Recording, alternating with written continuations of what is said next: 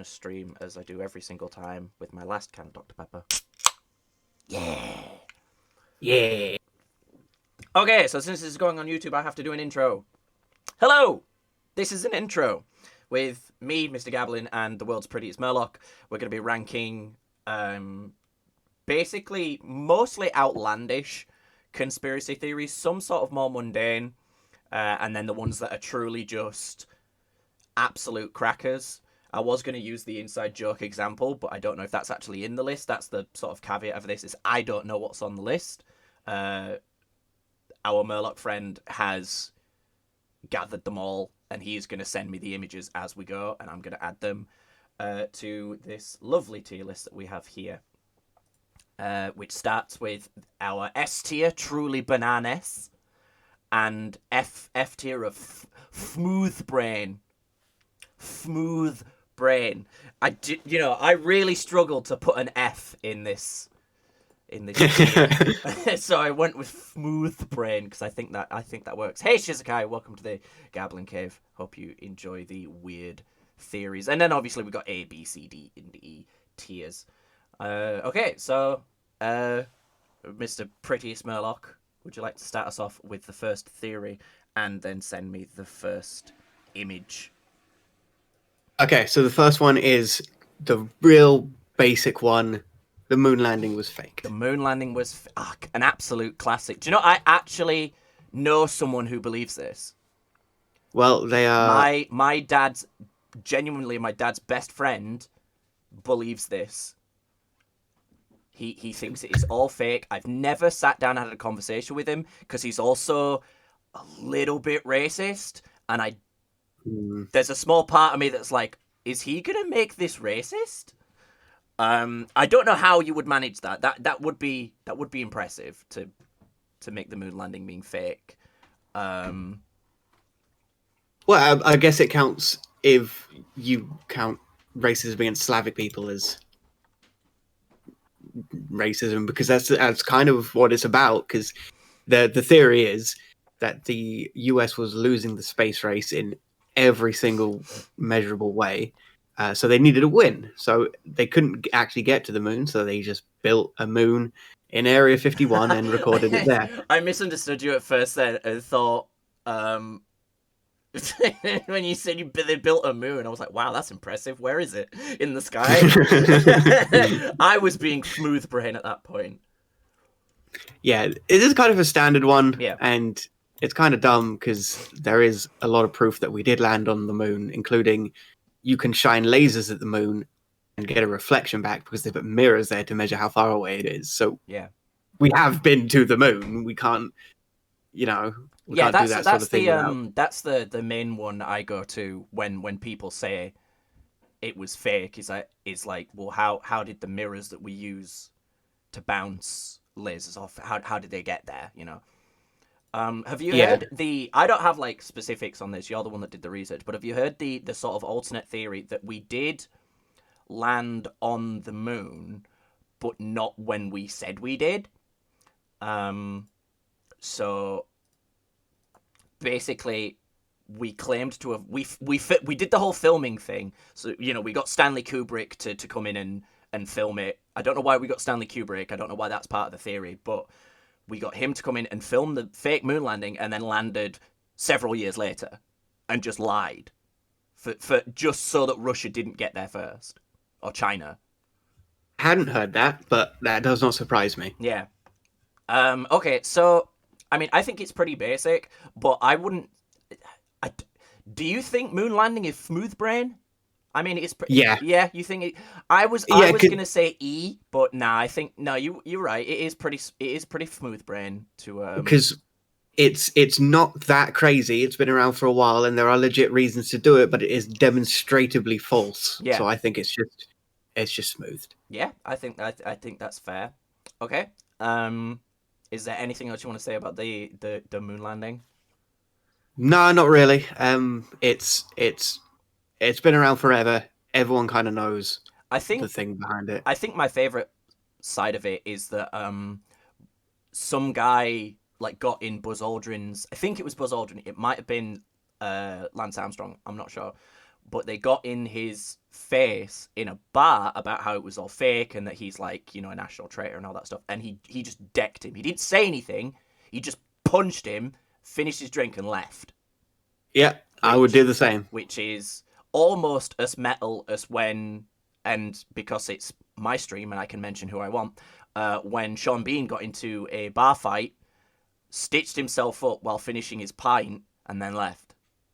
I don't think you can get more badass than that. But decking someone for claiming the moon landing is fake is pretty up there. Yeah. All right, next theory. All right. On the other end of the scale, the moon isn't real. Oh, excellent. It's separate from, but still kind of part of flat Earth theory. Okay. That the moon is just a projection. Now, there are a bunch of theories as to why it's a projection and what it's meant to achieve. I mean, there's obviously like the god, the firmament stuff. Yeah. There's also stuff like it's a projection as like a GPS thing. So okay. it's just projected onto the sky so that people can navigate. No one's really sure why they would keep up the lie of that with the case, because that's quite a functional reason to do it.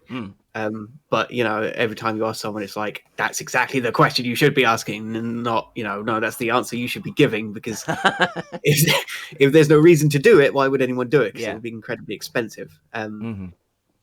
So how do people that believe this theory like counter the fact that the moon is being like drawn in pictures and stuff long before we could project anything onto the sky? Because everything is faked. Right. Okay. So it's like, do you know anyone who lived in the 16th century and drew the moon and saw the moon? True. Do you know them personally? Have you asked them? You can't be sure. It's like how aggressive you were about it. You almost had me believing it. I was like, God damn, maybe the moon is fake. Yeah, there isn't a whole lot of detail about this online. Mostly, it seems, I kind of feel like this is an in-joke for conspiracy theorists. Yeah. That has just reached the mainstream. And there's one or two others on this list that are the similar, that I think they're just in-jokes that have just become mainstream. But there are a small subsect of people that legitimately believe it, but they are also, to a T, completely insane. Yeah, I mean, it is pretty bananas. It is pretty bananas. Yeah. I think just because it's not something that's so widely considered, I'd say A tier, because it's not like mass people believe it. And is there any more like quote unquote evidence for this? No, most of the evidence is just, well, I've never been to the moon. Right, which is, I mean, if that, I'd say B tier if that's the case. I'm gonna plot this right here in good old Mr. B tier. There is a lot of maths behind it. Oh, cool! Like not legit maths, as in they can't prove anything. Essentially, if the moon doesn't exist, a lot of things around the world don't work, like tides and seasons and stuff like that, because the moon is all linked to them. So in order to make them work, if the moon isn't real, you have to really overcomplicate the maths on how the internal mechanics of weather and the oceans and the rotation of the Earth actually works, especially because the moon is so big that the center of mass between the Earth and the moon isn't on the Earth. It's like just a bit out from the Earth, which is the central point that both the Earth and the moon rotate around. That's quite important, especially for physics or like rocket science and whatnot. Without that, all the maths has to change, and a lot of people tend to spend a lot of time finding very complicated solutions to very simple things because they don't believe that the moon works. Did you manage to find like why people started believing this, like where it came from? I did, but it comes from a different one that's also on this list. Okay, so I'll get to that later. Yeah, I probably should have started that one first, but I'm just picking these randomly. That's fine. If I'm honest, that's absolutely fine. I get that. Okay, next theory. All right, we're going to go back to a fairly mundane one, uh, and it's a crowd favorite: Bigfoot. Oh yes, Yeah, I love Bigfoot. Bigfoot. Yeah, Bigfoot is based primarily off of the picture that I sent you. That's kind of the only evidence for Bigfoot's existence. Taken in the mountains in a forested area, some dude said he pictured a large ape, hairy ape, walking upright Hey, away from him. thanks for the follow, drunk Viking. So Walking away from him. there isn't like any actual evidence to support it other than this picture, which obviously means everyone thinks it's a hoax, except for people that believe it. Mm, Um, but it is sort of interesting in some respect. If you assume that it's true and you start reading on it, yeah, it does get very interesting very quickly. yeah, For instance, the the specific like build and how Bigfoot looks and how he walks does actually match great apes that we find in the fossil record. Can't remember what the name of the actual ape is, but yeah, it is strikingly similar to what we believe an ape that has been extinct for about a million years would have looked like. yeah. That makes sense. Do you know Yeah, Brian Blessed believes in Bigfoot? I did not. Um, Although he when I he went on QI and talked about it, and he's talked about it on a lot of platforms, and his explanation for it didn't make me immediately go, okay, Bigfoot is real. It made me think, okay, maybe Bigfoot could be real, because his simple explanation is there is a vast majority of the planet that we still haven't fully explored. Every year we discover new species of various things. We even though we'd you know populated certain parts of like South America for the longest time. We didn't know certain types of gorilla existed, as a primary example. He also believes in Yetis for the same reason, because for thousands of years or whatever, there's tales of, mountain men or whatever, and they can all kind of relate to Bigfoot and Yetis in at the same time, which is, pretty fair.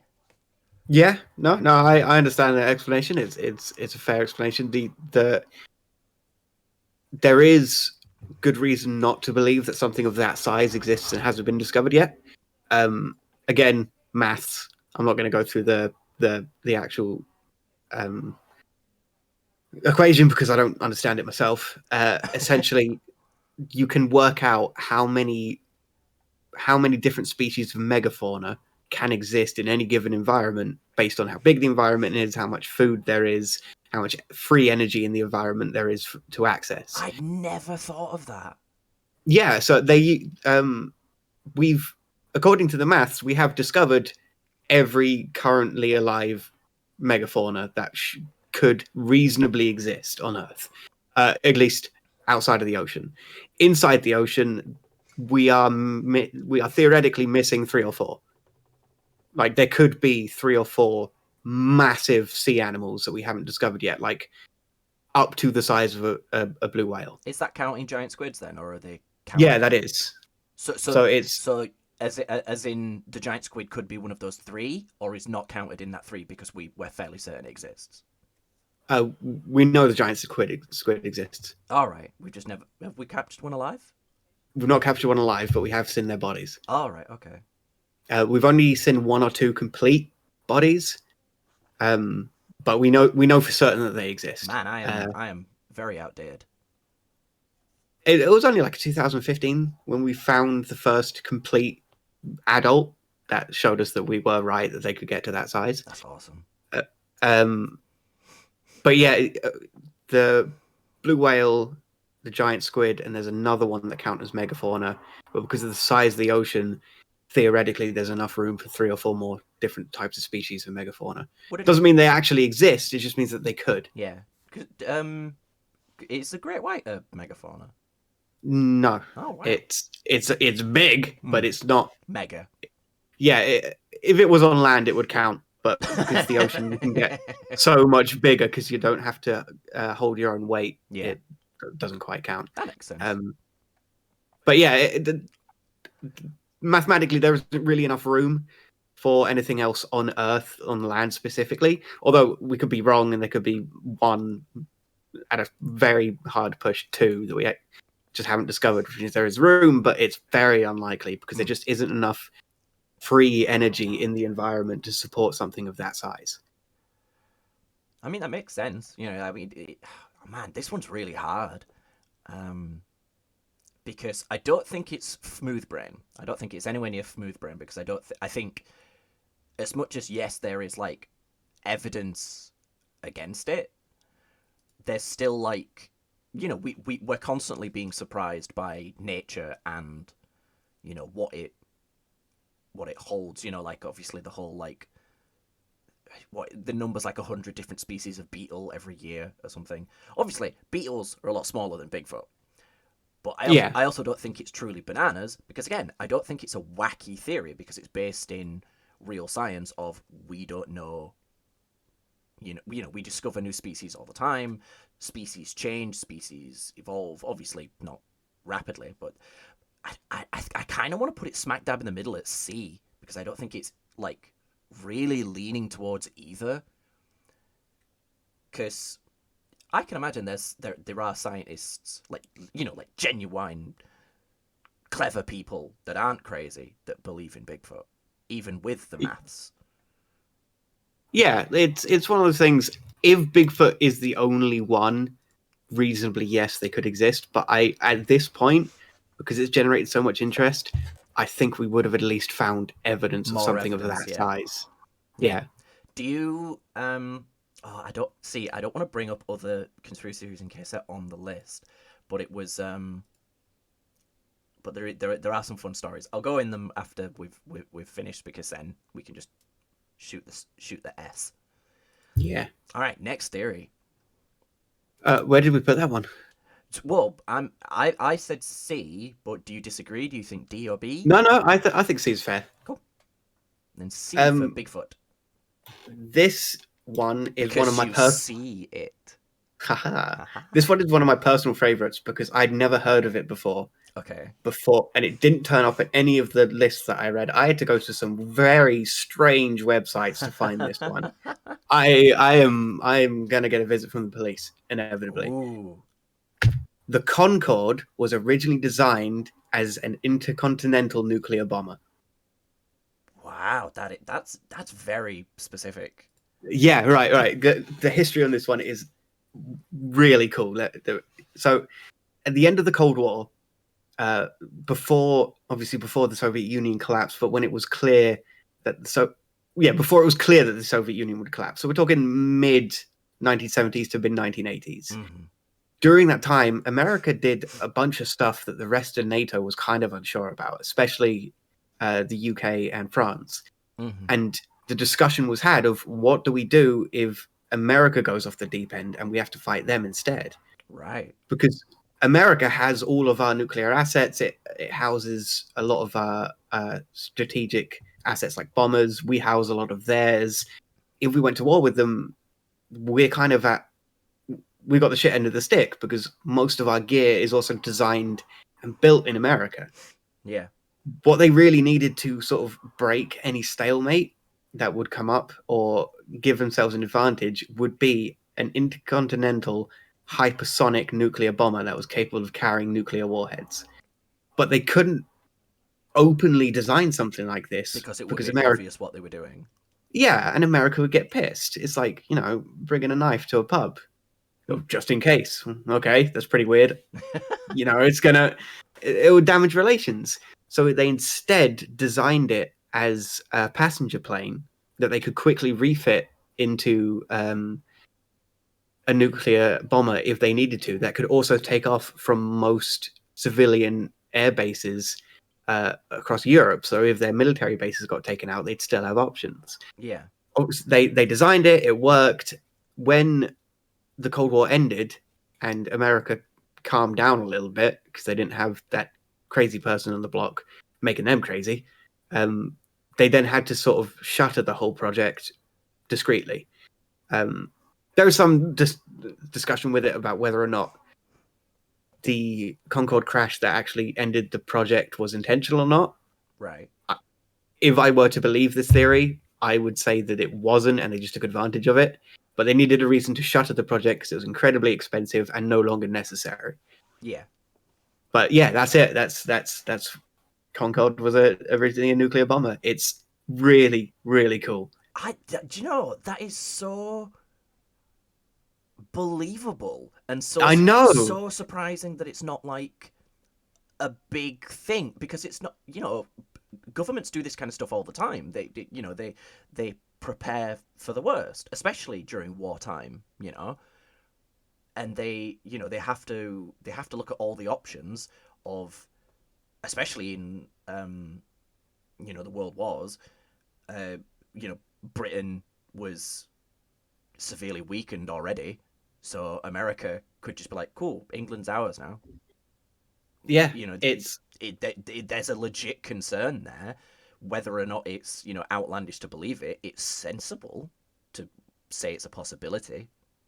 yeah. I mean, the one thing that kind of makes the theory fall on flat in its face is if this were true, there would be mounting points somewhere on the plane to put a bomb, right? Yeah, But they don't exist because the plane has to be very smooth to achieve the levels of flight or the speeds that it needed to. yeah.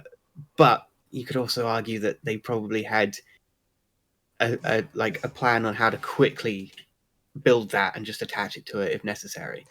I think Um, though the thing with that then though is that aeronautical engineers would be able to look at the design of the Concorde and then say, okay, well, if the point is to quickly retrofit it, certain systems need to be in place already. Because quickly is quickly, especially when it comes to sending a nuke.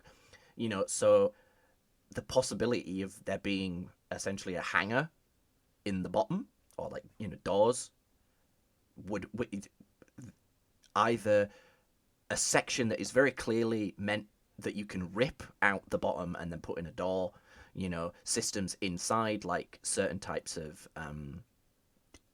structural integrity things so that it can carry a nuke and those kind of things.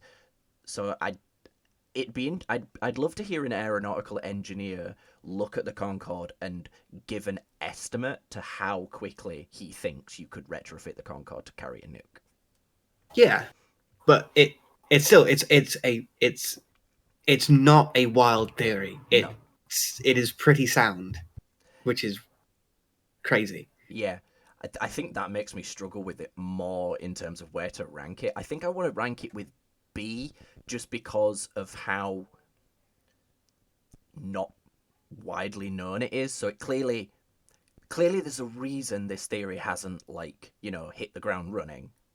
Mm. So either an aeronautical engineer has looked at it and said, "No, this is stupid," or the government doesn't want you to know, man. So I think B. I think B with fake moon. Yeah, I'd prefer it to be A because I really like this one.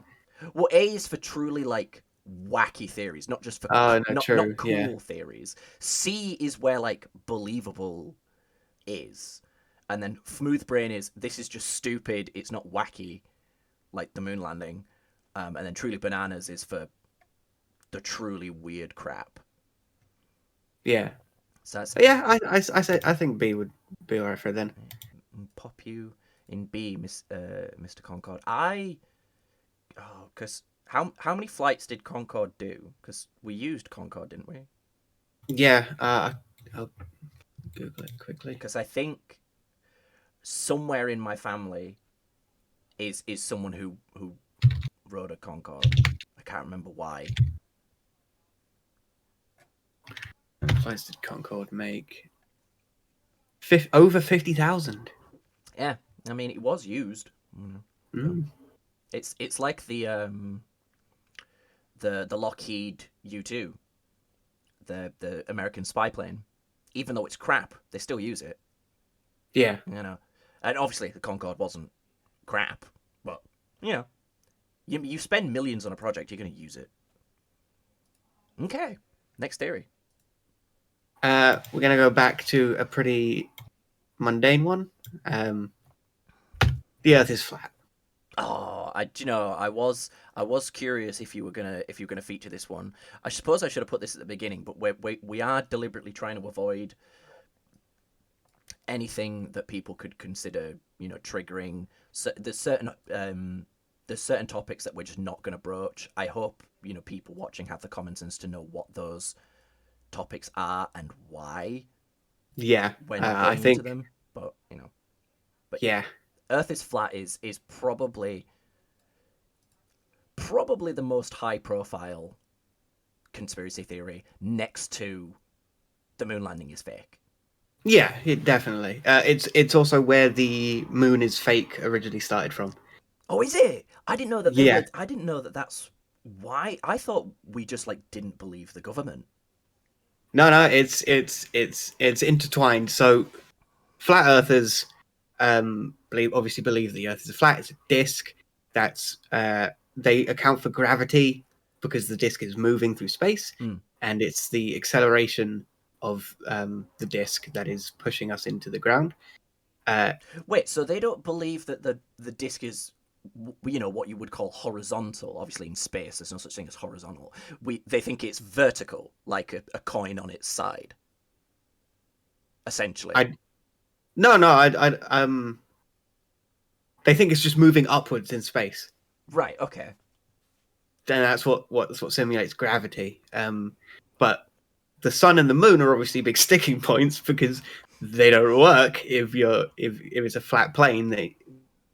Sunset sunrises, the lunar cycle only works if all the objects are both moving around each other and spinning. Yeah. Doesn't work otherwise. So to account for that, the moon is fake and the sun is fake. Why the sun is fake, I don't know. Except some of them don't believe that the sun is fake. They believe it is also a disk that is spinning above the Earth. Uh, doesn't make any sense because I'm just the, imagining, like three Beyblades floating around in space, just going ape, just pretty all much just spinning in different directions and just defying the laws of physics. that's essentially what they believe. They account for the ignition of the sun because in reality, uh, the sun starts out as like an exoplanet, and then as it gets too big, the center gets the pressure builds up, the heat builds up, and it ignites, and everything just starts burning. And then as the rock very quickly sort of evaporates, heavier metals within it sink to the center, and nuclear fission occurs, and then you've got a sun. Yeah. Um, they account for all that not being possible with a disk because it happens if the disk is spinning at a sufficient speed. Like a really, really spicy Beyblade. Yeah, really. Hashtag spicy Beyblade. Yeah, it's totally ridiculous. Yeah. Um, they some people have pointed out that if the Earth was flat, it would have some sort of spin to it, probably Hmm. even a minor amount of spin at the edges would just fling everything off into space. Yeah. There would be no way to keep everything there. In which case, they usually tell you to shut up. Or they point out that it's actually surrounded by Wall of the ice. Antarctic. Yeah. Yeah. Um, Yeah, just as an an extra thing, because occasionally I know things about conspiracy theories, because my brother's a huge conspiracy theorist. He's not fat. He's just big into conspiracy theories. He's not a huge, conspiracy theorist. Um, Mark Sargent, one of the big. I'm sure the name came up when you were looking into it. One of the big like flat Earth dudes, who actually does like a podcast on it. I don't know how you can do like multiple years worth of podcasts on the flat Earth. I don't know how there's that much to talk about. But anyway, he believes that the moon gives off its own cold light. That okay. that makes that's why it's cold at night. I don't know if he still believes this, but that's it. He is credited with saying something along those lines. That's why it's cold at night is because the moon gives off cold light, which is like scientifically provable not to be the case because if it has light, then it has heat. Yeah. Yeah. That I was debating whether or not to include this because there are so many wild theories that Variants. spiral off of this, Yeah. trying to account for the fact that it doesn't work. But they're trying, bless them. Have you seen the Reddit post someone did on the flat Earth? No, not Reddit. Facebook post that someone did. They took a picture of the horizon in PUBG and said, "I don't see a curve," and then posted it to the flat Earth Facebook page, and it got like thousands of likes and stuff. And it's the horizon in PUBG. I mean, Yeah, holy hell! You can't even recognize that the picture of the horizon is from a video game. yeah, it's so big, and I think a lot of it is just the sense of community rather than it being sensible or workable or Yeah. in any way not completely insane. I mean, yeah, I feel like when you included this one, you knew where it was going to go. There's nowhere else this can go, no matter which of the versions of the theory you look at. There is no other way to see this theory other than truly bananas. It's truly bananas. It's just so much is wrong with it. That no one really understands the reasoning behind why the government, just the government, Yeah. because they kind of tend to ignore that there are Multiple. there are 200 different governments. Why the government would go to such great lengths to hide the fact that the world was flat? Yeah. Because ultimately, if the world was flat, it would change our understanding of physics massively. But it wouldn't really change anything, except Yeah. maybe people would tend to sail off of the edge. But I think I've told you this story before, but I want to tell chat and YouTube one of my number one regrets ever in life is in my local town. Obviously, I'm not going to say where. I was heading downtown for whatever reason. I don't remember because my entire day was eclipsed by this one fact. There was a flat Earth demonstration in town. They had a table set up. They had boards, all this picture, all this evidence, and I don't know why. I just walked past. I glanced at it and just walked past. And why did I do that? Why didn't I stop and look and point and laugh? Or anything. I could have talked to real, legit flat earthers. I could have done that. I could have. And it's like, why? What was wrong with me that day that I didn't think I need a laugh? And it is honestly, genuinely one of my biggest regrets because it just you just missed opportunity. How often do you get that opportunity to talk to a genuine flat earther and know that they're a genuine flat earther?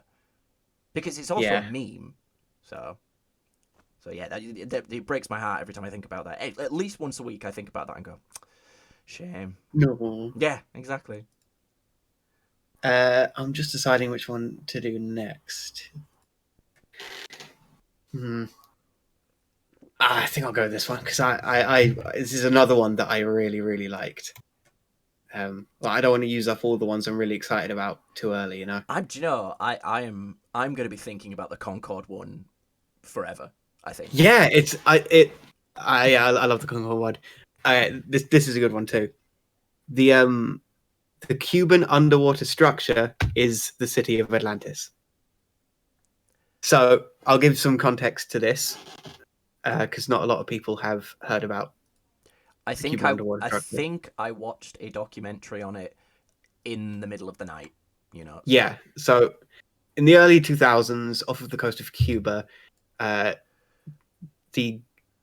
scientists who were funded by the government were doing a sonar, not excavation, recon essentially of the ocean floor. Just see what's there. It's, quite a lot of governments do it with their seafloors, and they found a lot of structures that, like the image I sent you, looked like purpose-built structures made by man. Yeah. Pyramids, some outhouses, some military structures, that sort of thing. It looks like that. No one's actually been down to look at it yet because it's 600 meters under the surface and it's quite difficult to get to. Yeah. So no one's been down to check it out yet. But So where'd this picture come from? Is this a probe? It's a 3D modeling of the sonar scans. Oh, wow. Okay. I thought it was a picture.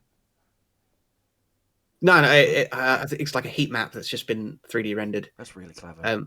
Yeah. God, technology, man. Uh, so people think that this is the missing city of Atlantis. I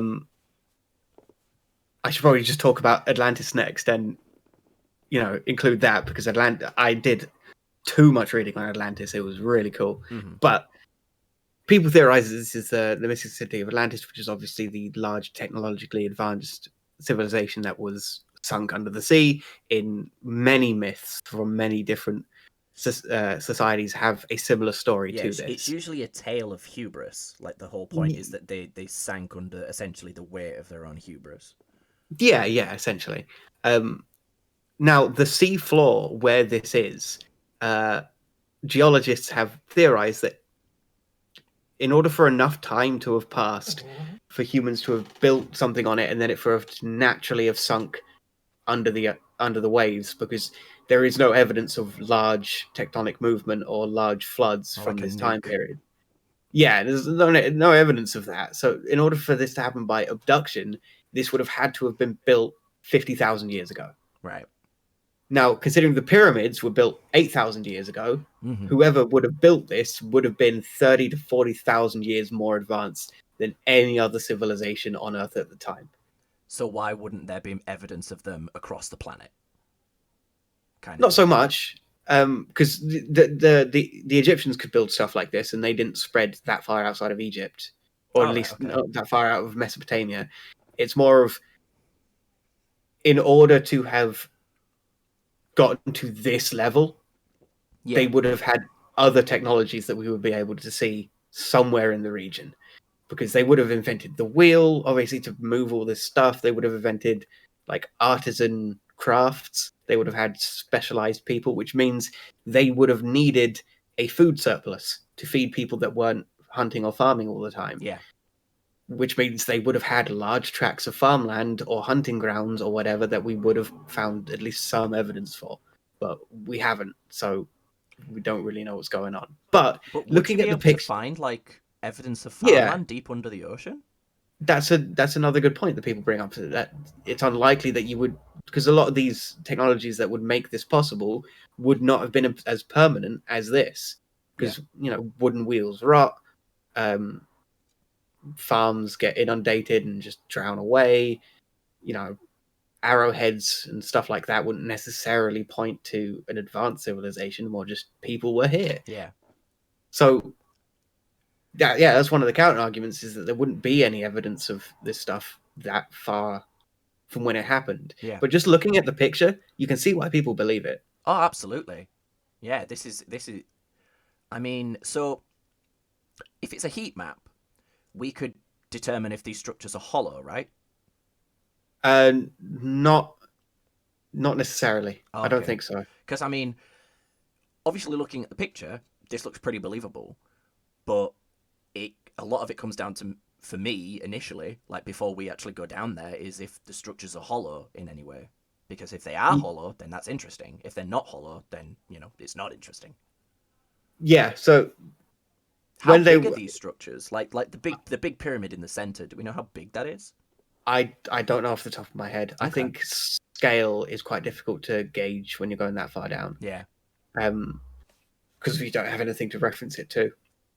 I know that the first thing they'll be looking for when they actually go down there is either some system of writing or tool marks. If they find either of those, it's quite strong to suggest that this was man-made. And if they don't, it's probably just something wild, some crazy geological thing. Yeah. I mean, at the end of the day, there's the what are they in Scotland, the steps. I've forgotten what they're called. It's like those the giant steps. Yeah, the hexagonal rocks. Yeah. And they're very clearly natural. So weird stuff can come from nature. I mean, this is super interesting to me just because I'd love to see how they go about disproving it. Proving it is another matter, but disproving it it's that whole, is the Shizuka yells Scotland forever. Um, I agree. When Scotland secedes from England, Yorkshire will go with them. Anyway, that's another conspiracy theory for another time. Uh, yeah, it's the whole like, absence of God thing. Does the absence of evidence prove evidence kind of thing? So I'd love to see them actually disprove it, because all of the methods they'd use to disprove it would be pretty difficult. Like finding tool marks is one thing, but finding if marks are tool or not tool when it's so deep under the ocean after possibly 50,000 years of corrosion, and then finding farmland, all these little things. I feel like disproving this will be super difficult.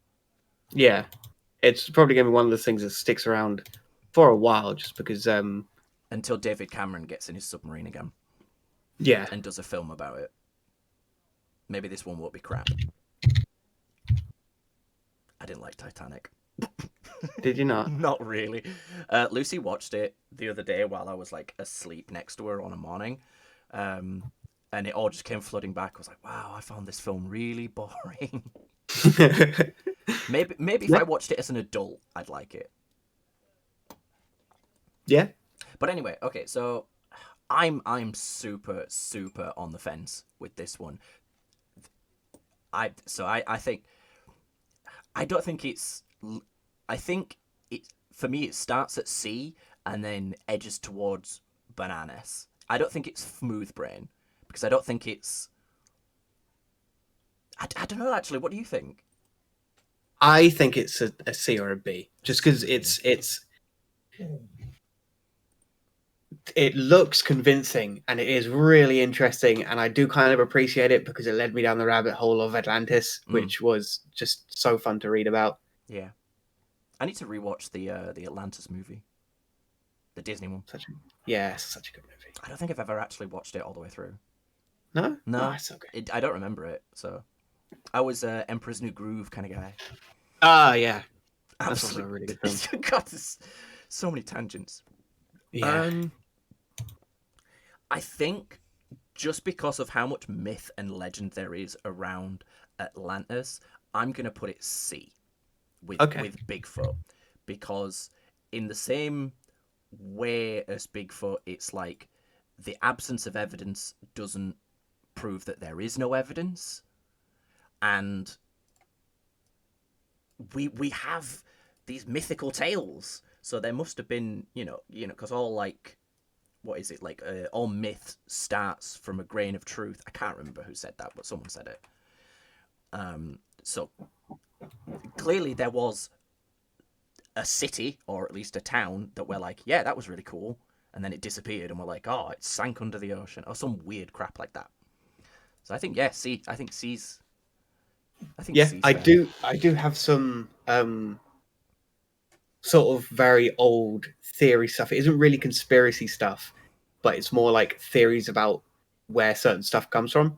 Yeah. I haven't included them on the list. I thought we could just go through them afterwards, but I did come across some really cool like interpretations and stuff about ancient history while I was doing this. So I'll just save them for later. Excellent. Okay, next theory. Okay. Drum roll. New Coke.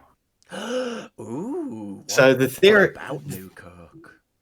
The theory was that New Coke was intentionally crap so that they could reintroduce old Coke with less quality ingredients, and nobody would notice. They just appreciate having old Coke recipe back. Okay. That was basically it. Yeah, they introduced a new formula which everyone hates, so they could reintroduce an old formula with worse ingredients and nobody would notice. Because obviously if they just went from the good old formula to the old formula with crap ingredients, people would complain. But if they did it this way, people would just appreciate having it back. Now, you can obviously understand this because it does sound like something that businesses would do. Yeah. And it's quite a popular theory because it was referenced in some things, like Futurama referenced it. What, they referenced the theory, not the... Yeah. Right, okay. In the episode where they go to the Slurm factory, right, what they plan to do when they turn Leela into a queen slug is her slurm would taste bad, so they would introduce it as new slurm, and then when everyone hates it, they'll reintroduce old slurm at a higher price. Yeah. Yeah, So it's very believable. yeah, the Coca-Cola president at the time, Donald, I have no idea how to pronounce that name. Uh, when he was asked about it, he just said, and quote, "The truth is, we're not that dumb and we're not that smart." So That's excellent. That is probably the most honest answer I've heard to any question to a company representative ever. yeah, so the official Coke position is they're not clever enough to pull something like that off. Yeah. So yeah, it's kind of a bit of a dull one, but it's they can't all be hits. Yeah, I think it's really interesting. And it's one of those ones where it's like it's certainly possible, but when you start to think about it, companies don't act with that much hindsight. Companies act for yearly budgetary numbers more Yeah, often than not. Companies don't think in, oh, well, spending thousands of dollars or millions of dollars possibly on marketing, production, and all of these things to then up your profit share in 3 years by X%. That when you're already the most popular drink on the planet, it's balmy. It is to believe it. I feel you do have to be at least very close to smooth brain, in my opinion. I think to actually believe this, yeah, I don't necessarily think it's smooth brain. I think it's E. I think it's E tier because there is that slight amount of companies could do this, but it's also not. It's not flat Earth, so I don't think it's B, A, or S bananas tier. So I think E. I think E is fair for New Coke. yeah. I think that's a fair judgment. Plop New Coke there in E. All right, yeah. Do you know the story of how Fanta was invented, right? Yeah, I do. Yeah, it was created during World War II when Coca-Cola couldn't supply Germany. So they just made Fanta with what they had lying around. So I guess Germany just had a lot of oranges. Just like dotted about. They didn't have any money, but they had a lot of oranges. But I always liked the way they came up with the name because they were all sat. They'd spent all this money and all this time making a new drink, and they were like, okay, well now we need to think about marketing. What are we going to name it? And they couldn't think of anything. And apparently, obviously, it might just sound good. It might not be true. The guy running the meeting said, "Use your imagination," and imagination in German is Fantasia. So someone was like, "Well, how about that?" Which that's is actually brilliant. pretty cool. And I'm a huge Fanta fan. I love Fanta. But as soon as the war ended and they got the supplies back, they stopped making it for about 13 years. Like, why would you? Like, if you've just got a country hooked on a new drink by Coca-Cola, why not keep it around? But they didn't. That's so strange to me. Probably something not wanting to be associated with Nazis. Yeah, true. That's a lot of company decisions, isn't it? All right, next theory. All right, let's look at the list, see if there's a good one. People watching thinking they should all be good. It should all be good, but okay, let's go with another sort of more simple one to do with companies again. The movie Frozen was created so that when people searched Disney Frozen, it wouldn't come up with the fact that the CEO was frozen in ice. Oh, that's so cool. Yeah. So this is again, it's quite a common one, and on the vaguely scary websites I visited, this was sort of like a throwaway theory. Just everyone just assumed it was true because it was Yeah. so unimpactful that it didn't really matter. But yeah, the theory is that Walt Disney was frozen in ice, and it's some people find it pretty weird. So to stop Disney Frozen from coming up with that, they made the movie Frozen, so that when you Google Disney Frozen, it will come up with that instead. I mean, you've got to bank on the idea that the movie is going to be more popular than one of the most common conspiracy theories about Disney ever. Yeah, You know, because didn't it come out that yes, Walt Disney froze himself, but it wasn't. It's not like it's not viable. We can't bring him back. Something like that. Like I think so. Yeah, something about the way we did quote unquote cryogenic freezing back in that time period. It just isn't viable. The degradation of the cells is still going to happen, and blah blah blah. As far as I know, it's the way it was frozen because it was sort of like flash freezing, Yeah, which means when they're trying to unfreeze it, they don't yet have a way to unthaw it quickly and consistently throughout the whole body. right. So Okay. Yeah. So um, the body would be damaged in the process.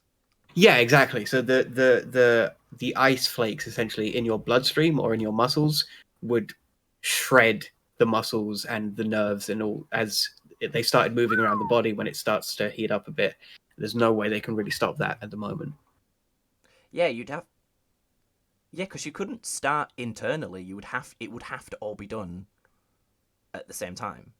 Yeah, yeah, which just leads to the issue of having ice flakes inside you is very dangerous and Oh, is it? um, Would have never thought. just a lot of little things like that. It's more of the mechanics that we can't solve rather than the Yeah. ability to do it. Okay. Um. I mean, so is there any evidence for this, or is it just the film is called Frozen There's no because? evidence. The film's just called Frozen. It's just a coincidence. Wasn't. But that's the thing. I swear I heard, and again, obviously, this is a show about conspiracy theories, so take it with a grain of salt. That Frozen was under a different title originally.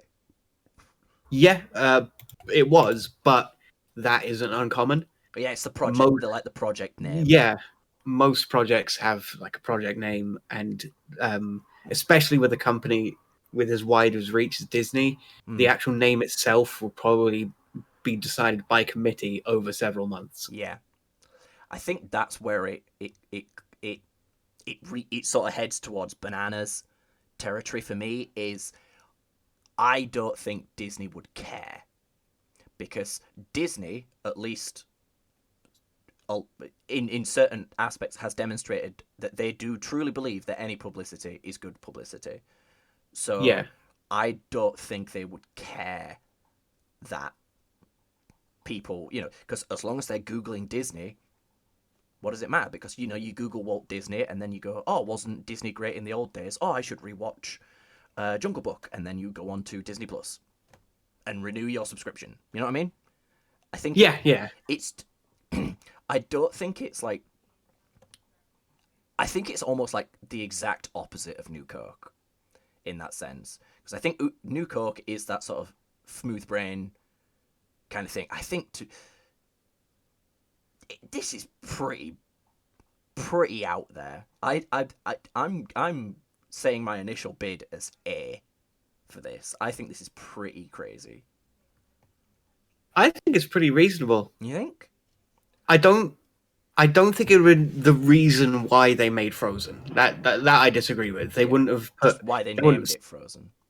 Yeah, like they sort of saw an opportunity and decided we can take advantage of this to get rid of like a bad bit of history. I don't think they decided it from the beginning. Yeah.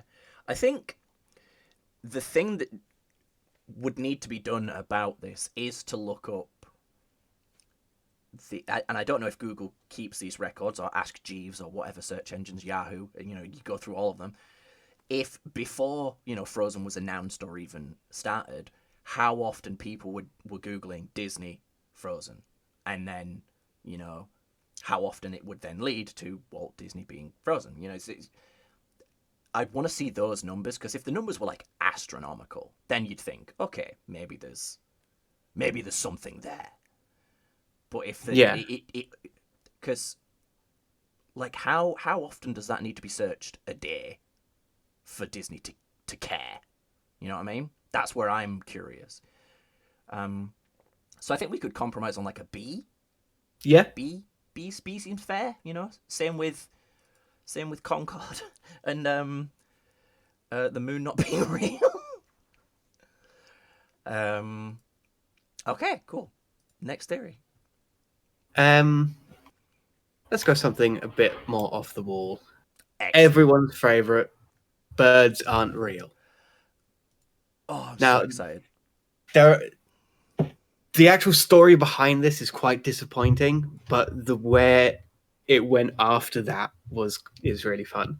So the original birds aren't real conspiracy was fake. It was just a guy who, to make fun of other conspiracy theories, started saying birds aren't real. He got some friends together. They bought some actual billboards in the US and started plastering it around everywhere. Birds Then aren't real. so he went on TV a couple times and spoke about it seriously, and then like a year or two later, he went on TV and said, "No, I wasn't serious. This was just to show, how ridiculous conspiracy theories are and how quickly they can catch Oh, on." but the Unfortunately, government got to him. maybe. Also, by then it was too late. So people legit believe this. There's a bunch of different theories as to like the logistics behind it and the reasons behind it. So some people think birds were created as a sort of like as essentially miniature spy planes.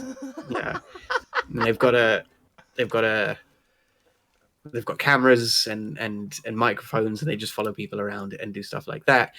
Birds went extinct 200 years ago, and that's when they started being created. Birds are aliens spying on us, or when you get into the religious stuff, it gets really nutty. It's just the whole thing, because the original group, like the core group that were deciding sort of the canonical literature of birds aren't real, Mm, then dissipated, saying that this was all a joke. yeah. It's left like a few different disparate groups who are trying to sort of clump together some sort of logical reason-based conclusions without any central authority to yes or no. So there are just loads of stuff out there So about why they're fake so do and most how they most work. do most of the theories believe that all birds aren't real? Is the majority that all birds aren't real, or just like in England the pigeons thing? I don't think there is a majority. Right. Okay. There are some that is just certain types of birds aren't real. Pigeons and seagulls is the most popular for that one. Yeah. Um, some are, but all birds aren't real. Some are like birds are biological android machines that are part Oh real, yes. part robot. Just it's wild, some of the stuff that is out there. Yeah. So to dig into this one, because of course, um, so let's go with just their miniature spy drones. All of them, Yeah, all birds. How that would have to be the largest data center on the planet by magnitudes of thousands. yeah, definitely. Just the amount of, because it would all have to be wireless as well. Yeah. So the amount of data that would be streaming, we wouldn't have the infrastructure to really deal with something like that unless we had the ability to compress images and sounds into like we'd have to compress gigabytes into kilobytes Yeah. effectively to make it work, and we just don't have the technology to do that. And even if it was just like pigeons, for example, we'd have to have incredibly advanced facial recognition that works on minute cameras in order for it to be useful. Like there are so many like little things. Like it's the same thing as like the moon landing was fake. It's the why that really makes me interested. Why did the government do this? Because again, there's not multiple governments. There's just the government. why would they do this? What is the purpose? And yeah, if you can say, oh, it's to spy on people, but then here's all these extremely logical reasons as to why that's just not possible. Because if it's to spy on us, it's just not feasible. Yeah. And then what other reason is there to do it? Yeah, there's so many like dead ends with the conspiracy as a whole that you can't really take it seriously. Yeah, Although some people obviously do. yeah. But those people tend to have their own issues. Yeah. I almost, and I do mean this almost, want to downgrade Flat Earth to A, because this is so much more, this is so much more bananas that Yeah. it just blows Flat Earth out of the water, because some ancient societies did believe the Earth was flat. We've known a lot longer than people say. Like, people always say it was up to 200 years ago. That's not true. We've known for thousands of years. But, some people believed the Earth was flat. No one looked at a bird and thought, back then, and thought anything other than yum yum yum. You know.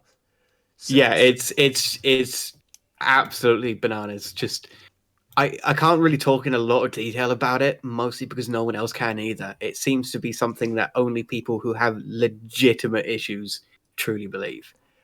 oh man, do you know, so far every single one of these theories, I'd love to sit down and talk to someone about it. I do not want to sit down and talk to the person that believes this.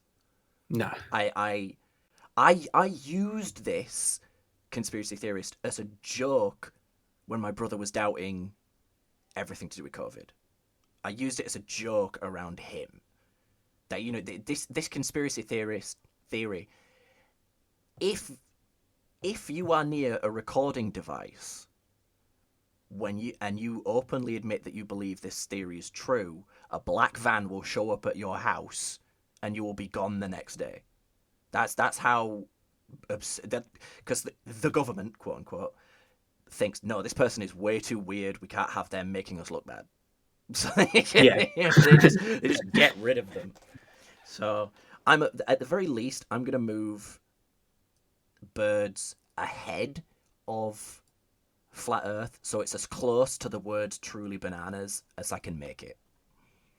That's I like that. That's good. Holy heck. I don't think I genuinely believed it was a real conspiracy theorist when we were joking about it. I don't think No. I thought it was a joke. This It that is so crazy. That is, oh my god, that is so far beyond anything. Yeah, it's not a widely spread one, but I did find a couple of communities that I could not tell whether or not they were joking about believing it or whether they legit believed it. Yeah, It was because they were bringing up like actual arguments and whatnot. It was quite strange. yeah. Well, I had a weird experience a long time ago when I was in uni with a conspiracy theorist. We were all just having a nice chat. We didn't know she was like crazy.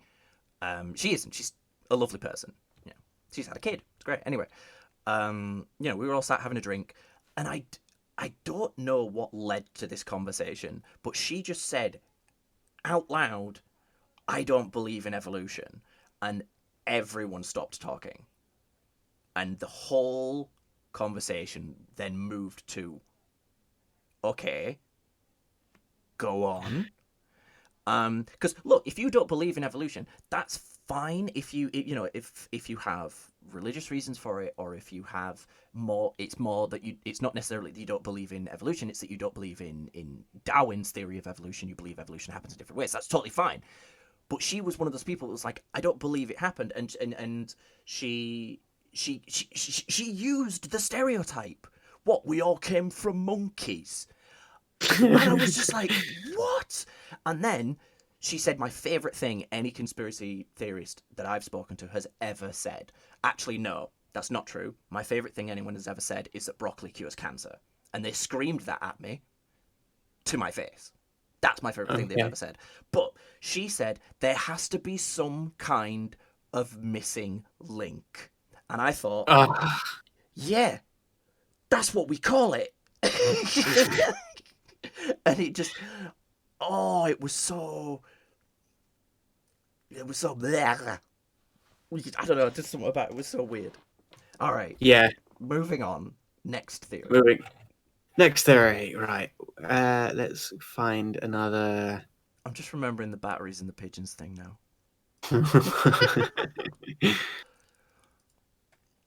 I don't want to move on to those two just yet. I want to do them last because Ooh, they're spicy not baked really beans. they're not really conspiracies, Ooh, but they were just interesting stuff I came across. yeah. I mean, one's sort of a conspiracy, but okay, no, one definitely is a conspiracy now that I think about it.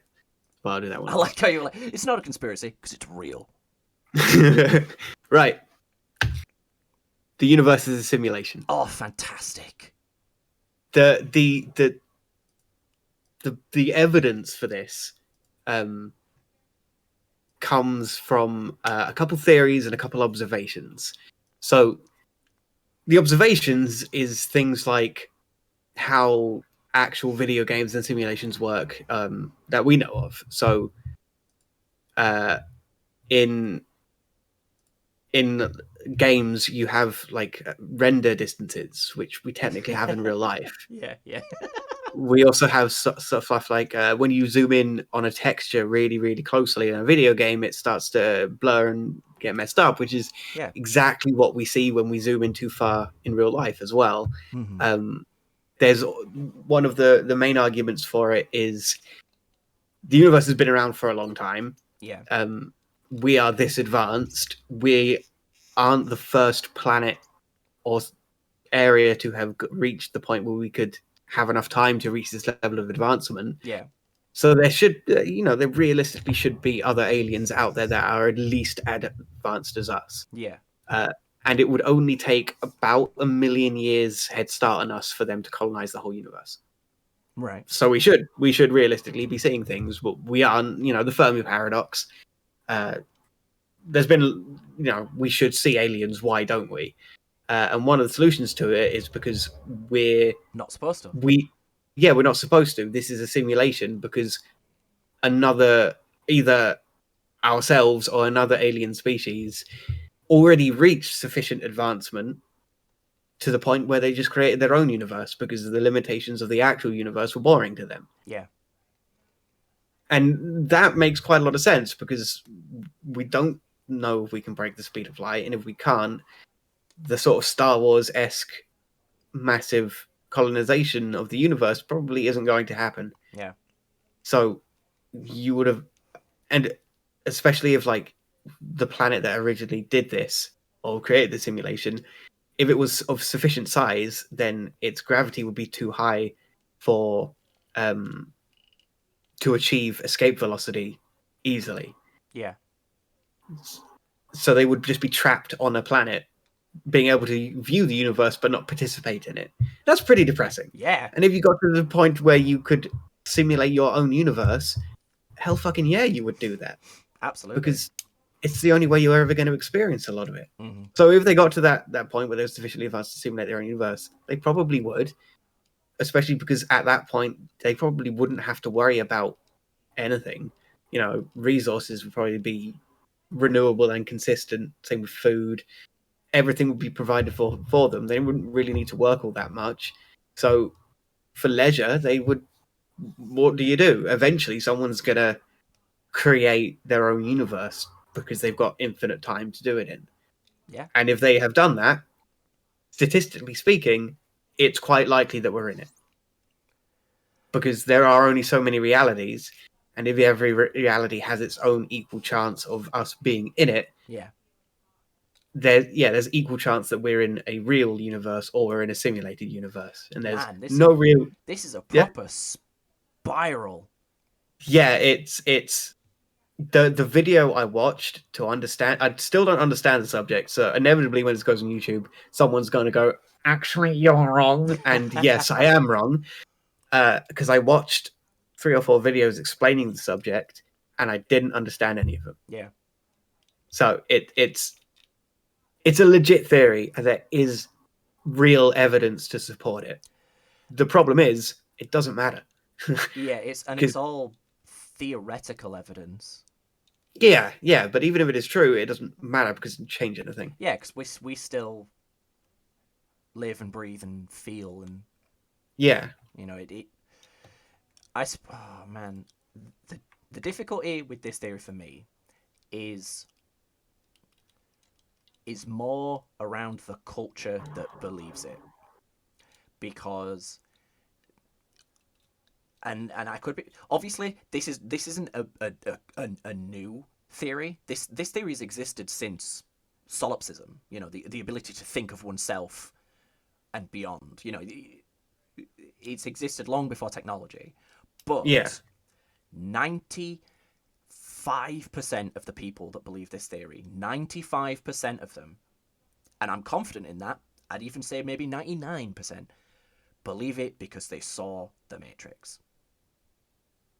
yeah. No, I see that. And look, that's cool. Movies can inspire all kinds of things. They can inspire, new movies, new books, new thoughts, new everything. But most of the people that I've met that do strongly believe that we live in a simulation are also massive assholes. Yeah, no, sure. Actually, 50% chance that it's true that we're living in a simulation. I get it. Look, I get the evidence. I get the numbers. I get the maths. I just don't buy it. Because, and that's kind of part of the point, is I can't fathom a reason why we would be sentient in that universe. But that's the point. That it's made by possibly a more intelligent race that I can fathom, So why would I be able to comprehend their means and motives? But I just don't buy it. And that's just me. And personally, that's why I would, even though there is credible evidence, I truly think this conspiracy theory is smooth brain. In my opinion, I think it's smooth brain. I respect your opinion on that. Well, where would you put it? Sorry, 1 second. I'm just going to moan at my dog. He's moaning. It's really loud. That's disgusting. How dare he say those things to his dog? Truly horrendous. I just told him to shut up because he's just been whining at me. Having looked that far into it, that's the other part of this as well, as obviously you've done way more like actual research into it. The whole point is to get my initial reactions as compared to your studied reactions. Yeah, the theories behind it are sound. But it is one of those things that is treated as like we will just never know. Yeah. I think that's also, I think you said it earlier, and I think this is why another one of the reasons why I think it does belong in the smooth brain is that it doesn't matter. Whether it is or not, it doesn't matter. So move on to other issues. Like think of something else to be upset about. Is the kind of thing. It's like it's because again, with solipsism, I think, therefore I am. I am able to think, therefore I am. Whether I'm in a simulation or not, I think, therefore I am. So it doesn't matter. But like I said, where would you put it? We've got a whole... I'd probably put it like E. E? I think I can compromise with E. I mean, I don't find simulation people quite as annoying as moon landing people, and the moon landing is just blech. The moon landing almost deserves its own tier. All right, next theory. I will also say that all 3 Matrix movies are good, and you're wrong. It's not just the first one that's good; they're all great. Not you specifically, just the audience. All 3 of them are great. The new one's okay as well, except for 70% of it. Right. All of the stuff with Uh, the therapist is great. Look, right, sorry. Anyway, next theory. Next theory: the Titanic didn't sink. Oh, excellent.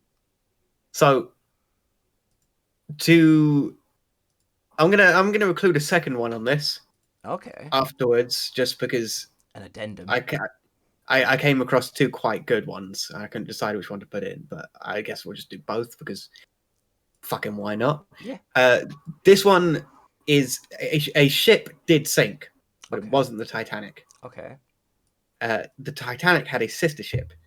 I can't remember the name was. I'll just Google it now because it's quite important now that I think about it. Titanic. The Olympic. The Olympic. Um. Oh no, she had two sister ships, the Olympic and Britannic. The theory is one of them was the ship that actually went out and got sunk, Mm. but the Titanic, for various reasons, was kept back. Some say for repairs, some say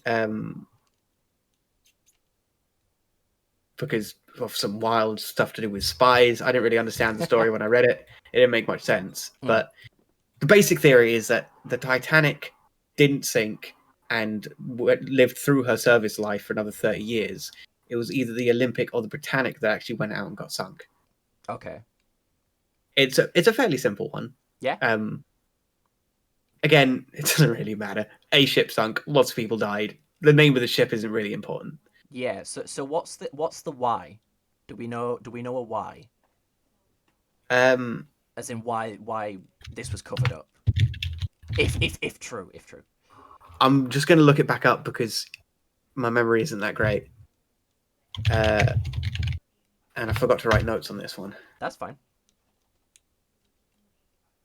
I swear there's a movie about this. It's said to be an insurance scam. Right, okay. So I'm getting so I mean the why is pretty simple, that the Britannic was worth less physically and the Titanic was worth more in theory. So if the Titanic sank, it would get a higher insurance payout. Yeah, with by losing less costly of an asset. Yeah. I mean that makes sense. I mean, man, this one's really, it might change based on this addendum one that you've got, but I don't think it's not smooth brain, but it's also not like in the same category. It's not New Coke, but it's also not Bigfoot. So I think D. I think D. Because Yeah. it's one of those ones where, similar to the simulation thing, it doesn't matter. So why is it so important to the people that it's important to? But like Bigfoot, the reason that's important is because it would be earth-shattering. You know? And Atlantis, the reason it's important is because it's earth-shattering. It changes how we view things. But the Titanic, if it's true, it's just a company being shitty.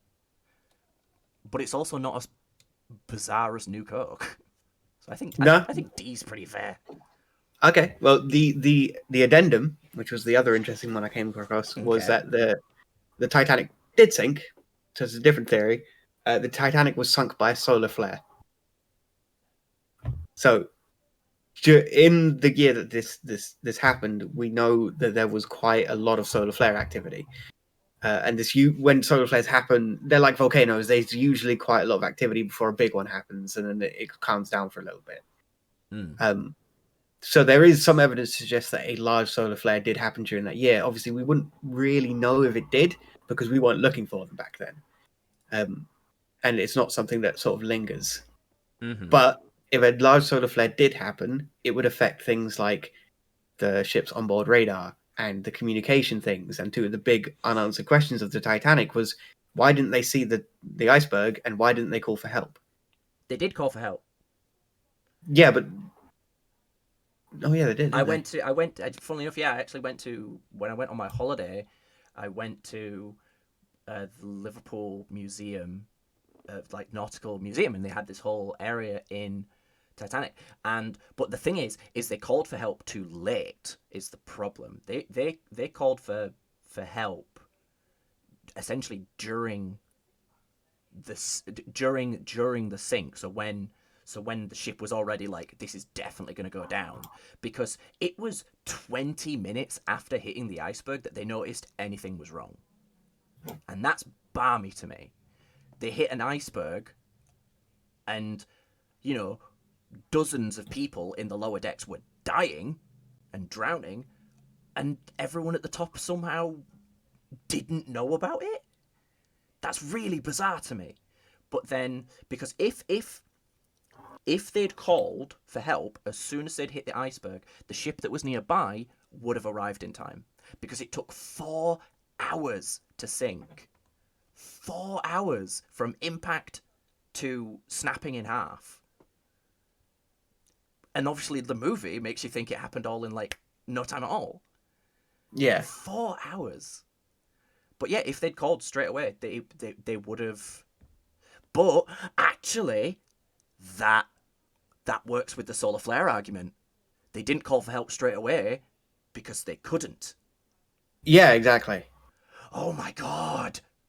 Yeah. So, Oh my solar, god! solar flare theory is just, it messed up all the communications and led to why everything went wrong so quickly. Oh my god, I love this theory. This is so cool. But it's not... Right. It's not C. But it's not smooth brain. It's almost like a believable A. Because it's kind of like, doctors use this phrase, essentially. I don't know the specific phrase, so obviously, excuse me for getting it slightly wrong, but if you hear hoofbeats, think horse, not zebra. Yeah. Because it's to make sure that doctors go for the sensible diagnosis before they go for, WebMD, it's cancer kind of thing. And it's that kind of thing of like, why didn't they, call for help straight away? Because it was a solar flare. It's like, no. Let's start with the simple answer that they were incompetent. But Yeah. I have no idea where to put this. It is interesting though, isn't it? It is super. The more I think about it, the more I love it. I like I said, I kind of want to put it as like an A because it is jumping to a massive, crazy conclusion, but it's not truly bananas. No, not true. It when you think about it, it would make some sense. Yeah. Do we not have any way to track solar flares then? We do. We can track sort of flares, but we can't track Backdate like them. Yeah. That's so wow. I did not think that the theory about Titanic being downed by a solar flare would be the thing that proper blows my mind this stream. Yeah, okay. Put that in a believable A. And then the tier list is going to look really weird because I used two pictures of the same picture of the Titanic twice. So there's one in A and one in D. All right. Yeah, I suppose. Yeah. Is there anything else about this theory you want to say? No, not really. That was kind of like tangentially I came across it. I think that's more interesting than the insurance scam. Yeah. Cool. Next theory. Let's go again. Bit of a basic one. Loch Ness monster. Oh, I know stuff about Yes. the Loch Ness monster. I love the. You probably know more than I do because I only included this because it kind of felt like it. Sorry. I only included it because it would kind of feel like the list would be incomplete without it. Oh, absolutely, I agree. But yeah, one of my favorite things about the Loch Ness monster is around the time that the Loch Ness monster around the time this picture was taken, the original Loch Ness monster picture, someone was like, I think driving by or like walking by or whatever, and they saw the two people that then claimed to see the Loch Ness monster carrying an upturned boat that had been like finagled with. And I just love that they were like, pay no attention to this Loch Ness monster shaped boat we have. Um, we're just going for a lovely sail in our boat that can't functionally sail. But yeah, sorry, you go ahead with what you've picked up.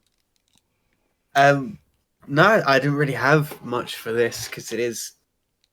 It's similar to the Megalodon theory, though, isn't it? That Yeah, there's this essentially this pocket, this underwater pocket where, in theory, this creature could have survived, and that it found its way out to, open water, and was photographed. It's the same thing that happened with the eel shark, which me and you have talked about at length because it's my favorite shark.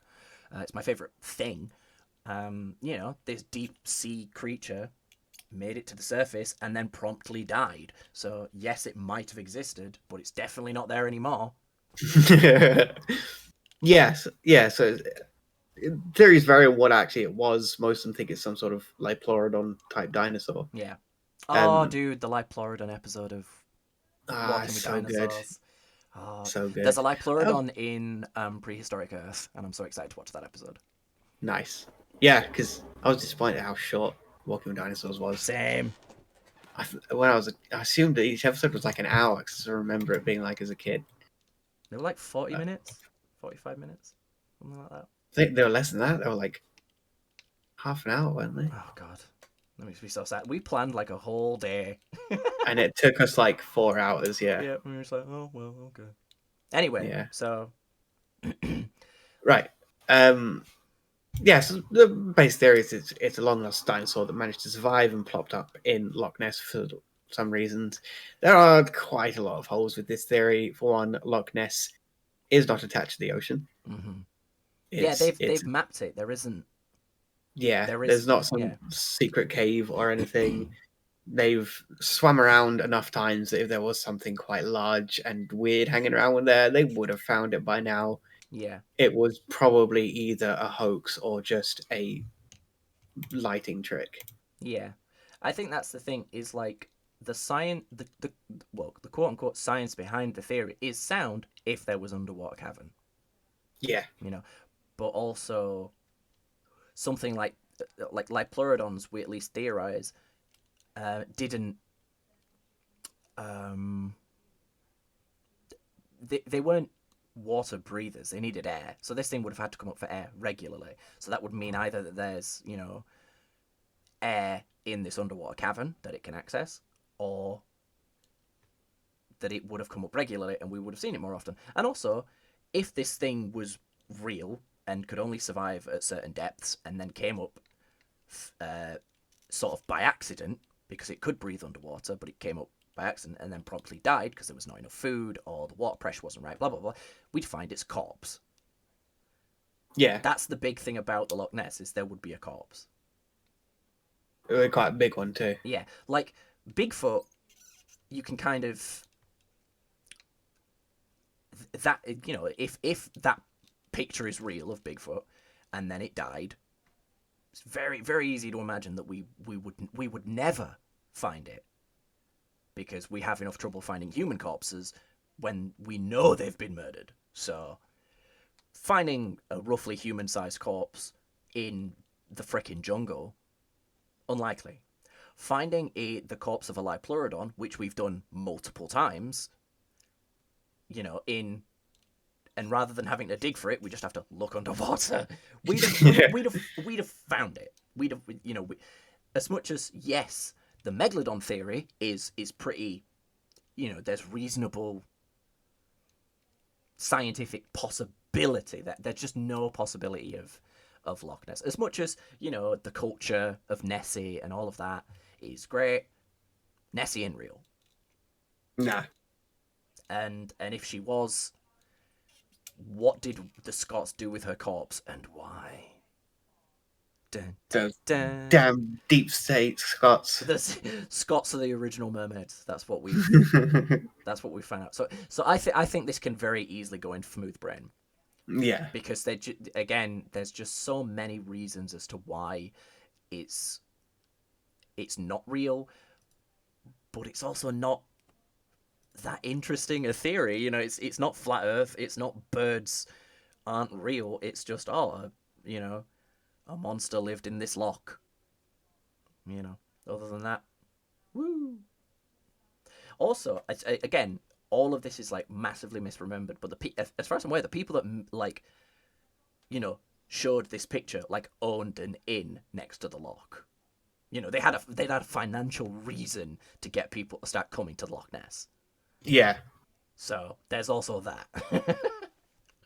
All right, next theory. I'm just looking 1, through. 2, 3, 4, There's 5, 6, 7, 8, 9, 10, 11, 12, 13 theories so far. okay. We've got 1, 2, 3, 4, 5, 6, 8 left. Ooh. 9 left. Ooh. The conspiracy is it 8 or 9? John's I'm just gonna. covered it up. Why is my phone going off? Right. I'm just gonna start at the end of the list and go backwards. Okay. Just because I've been choosing them at random, but no. Secret Nazi Antarctic base. Yes. Yes. Because why not? Right. The theory behind all of this is based on a lot of very sketchy evidence. Okay. So at the end of evidence. Yeah, at the end of World War II, when the Nazis knew they were going to lose, they started burning everything. So a lot of the stuff they had done, a lot of their administrative records, a lot of their plans, everything just got burnt. Mostly because they knew they were going to be put on trial if they got captured alive, and they were probably going to get killed for a lot of the bad shit that they did. Yeah. But obviously, while they were doing this, they didn't particularly care what they burned. They just wanted it all gone. Mm-hmm. So a lot of and because the Nazi war machine and government was so expansively large, there was a lot of stuff that only few people knew about. Yeah. That got burnt, and no one really knows what happened. Like one of them is the village of twins, where a Nazi scientist moved to a village and started doing some experiments, and every single woman in that village gave birth to twins. Okay. We don't know how he did it. We don't know whether or not he actually did anything or whether this was just a massive coincidence, but he probably did something. We don't know how he did it. We don't know why he did it. We don't know what anything was with it because he burnt all of his stuff when he started losing. Wasn't there? I don't know if this was a legit experiment or another conspiracy theory, but wasn't there the experiments either by Americans or the Nazis that believed that twins were psychically linked? Yeah, both sides tried to do stuff like that. Yeah, so I mean, you know, if there's a theory that it's there, it's like, well, how do we mass produce twins? You know, I guess. Yeah. That are loyal to the Third Reich. That more came into it in the 1950s and 60s between the US and Russia because they both believed some crazy shit. Well, Sam Neill's in a film about it. I think it's Sam Neill. Oh. Anyway, yeah. Part of the things that people found was they found like manifests of ships and submarines heading north, but they've not found where they ended up. Right. And obviously this is probably because they burnt where everything was ending up, and they also burnt the itinerary, so they don't know what was actually sent. Mm-hmm. But it gives the appearance that a lot of secret Nazi ships suddenly went north towards the end of the war, which, you know, people were like, well, they must have built a base in the Antarctic because, of course, they did. And it feeds into a lot of secret Nazi experiments, which, again, most of them exist because they were doing experiments. Mm-hmm. We don't know what the experiments were or exactly how they worked or what they were trying to find, but they did some weird shit. I mean, we've all seen the totally legitimate documentary Overlord. Yes, exactly. We know what happened. Yeah. We know what they were really blowing up. So, yeah, there's the Nazi secret Antarctica base, which is complete bullshit because we obviously would have found Nazis at Antarctica by now. Yeah. Right?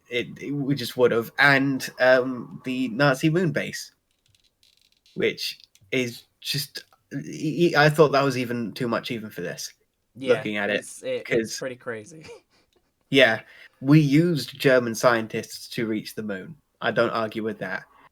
But they were only able to reach the moon because we asked them to and gave them decades of time and billions of dollars in funding to do it. The Nazis weren't particularly interested in reaching the moon. They didn't have enough time or money to do it. So No, they didn't Yeah, reach the moon. we just put their scientists to work rather than just executing them. Yeah, it was a non-starter, but Yeah. secret Nazi Antarctic base. Oh, Yeah, where do you think this belongs? I think it's just kind of funny, but I do respect the sort of conjecture of we've got all of these itineraries that show us that ships were heading to certain places, but the inventory and the destinations were burnt up, so we don't actually know what they were doing. Mm-hmm. I think the conjecture that I do respect the conjecture that comes from that. Just Okay, running with it. so what tier? Uh, I want to go D. D. Okay, I think that's fair. I think that's fair. Yeah, because it's not true. It's not true at all. But I respect the thought process. Yeah, because the Nazis were doing all kinds of weird stuff. Yeah, But setting up a living base in the Antarctic with no regular supplies is what we would call stupid. yeah. Yeah. Next theory. Is it alright if I take a 5-minute break first? No, go for it. Yeah, because we're going for an hour and 20 minutes, and I need to pee. yeah, back in a bit. All right, we'll be back.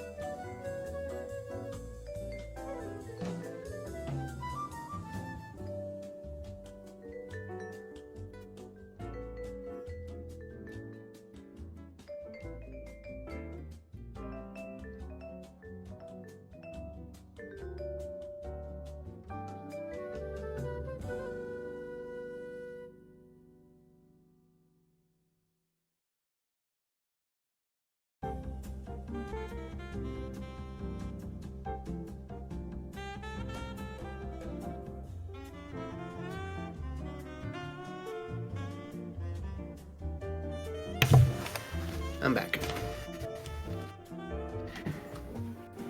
I've been playing on hold music. No. I wanted to find the one that's like do do do do do do do do do. Okay, I couldn't find it. All right, next theory.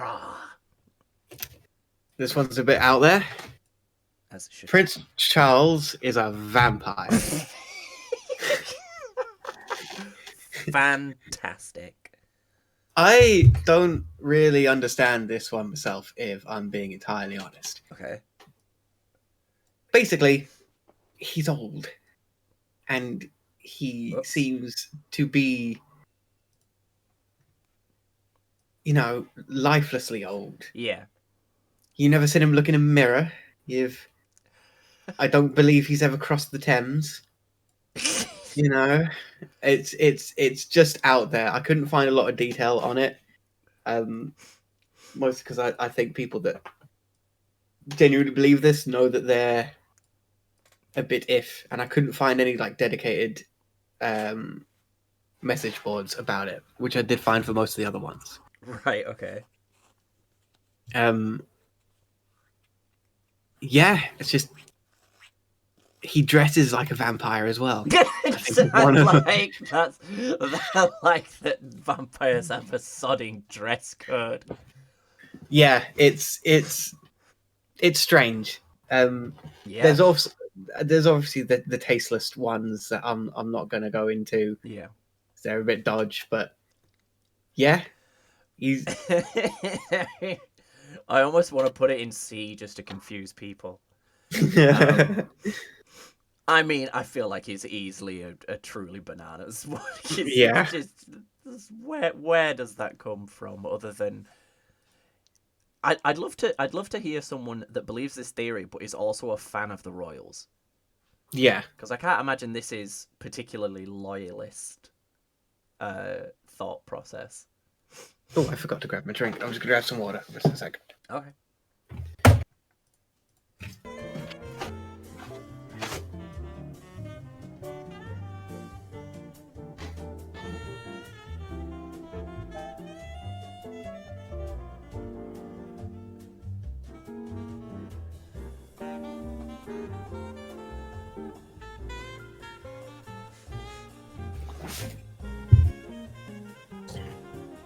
Right, I'm good. Excellent. Next theory. Yeah. This one's quite a common one. Chemtrails. Ooh. The trails you see off of aeroplanes are chemicals that are being put into the atmosphere for various reasons. Okay. Some people believe it's for weather control. Some people believe it's for mind control. Some people believe it's... That's what my brother believes. Wow, okay. Yep. Some people believe other equally daft things.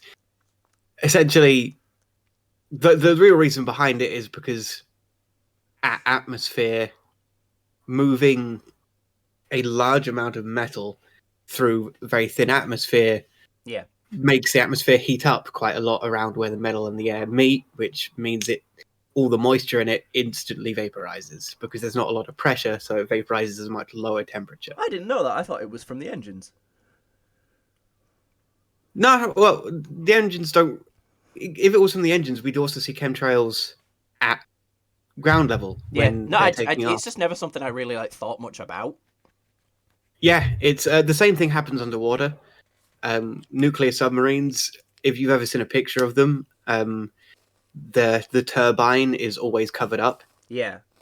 And the reason behind that is because if you know what angle the turbine is at and how big the blades are, you can actually guesstimate speed and stuff.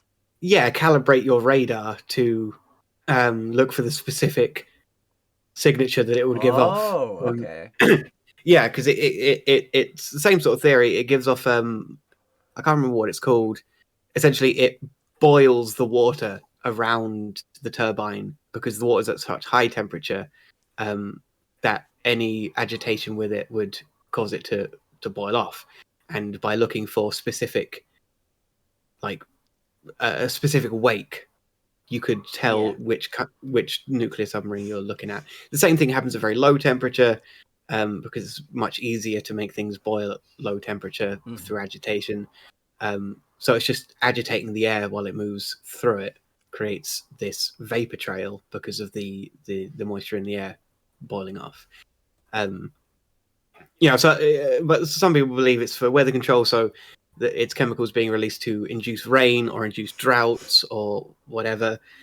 Some people believe it's to rain chemicals down on people to make them more compliant and obedient, which, if you've ever seen any major city during a riot, you know that isn't the case.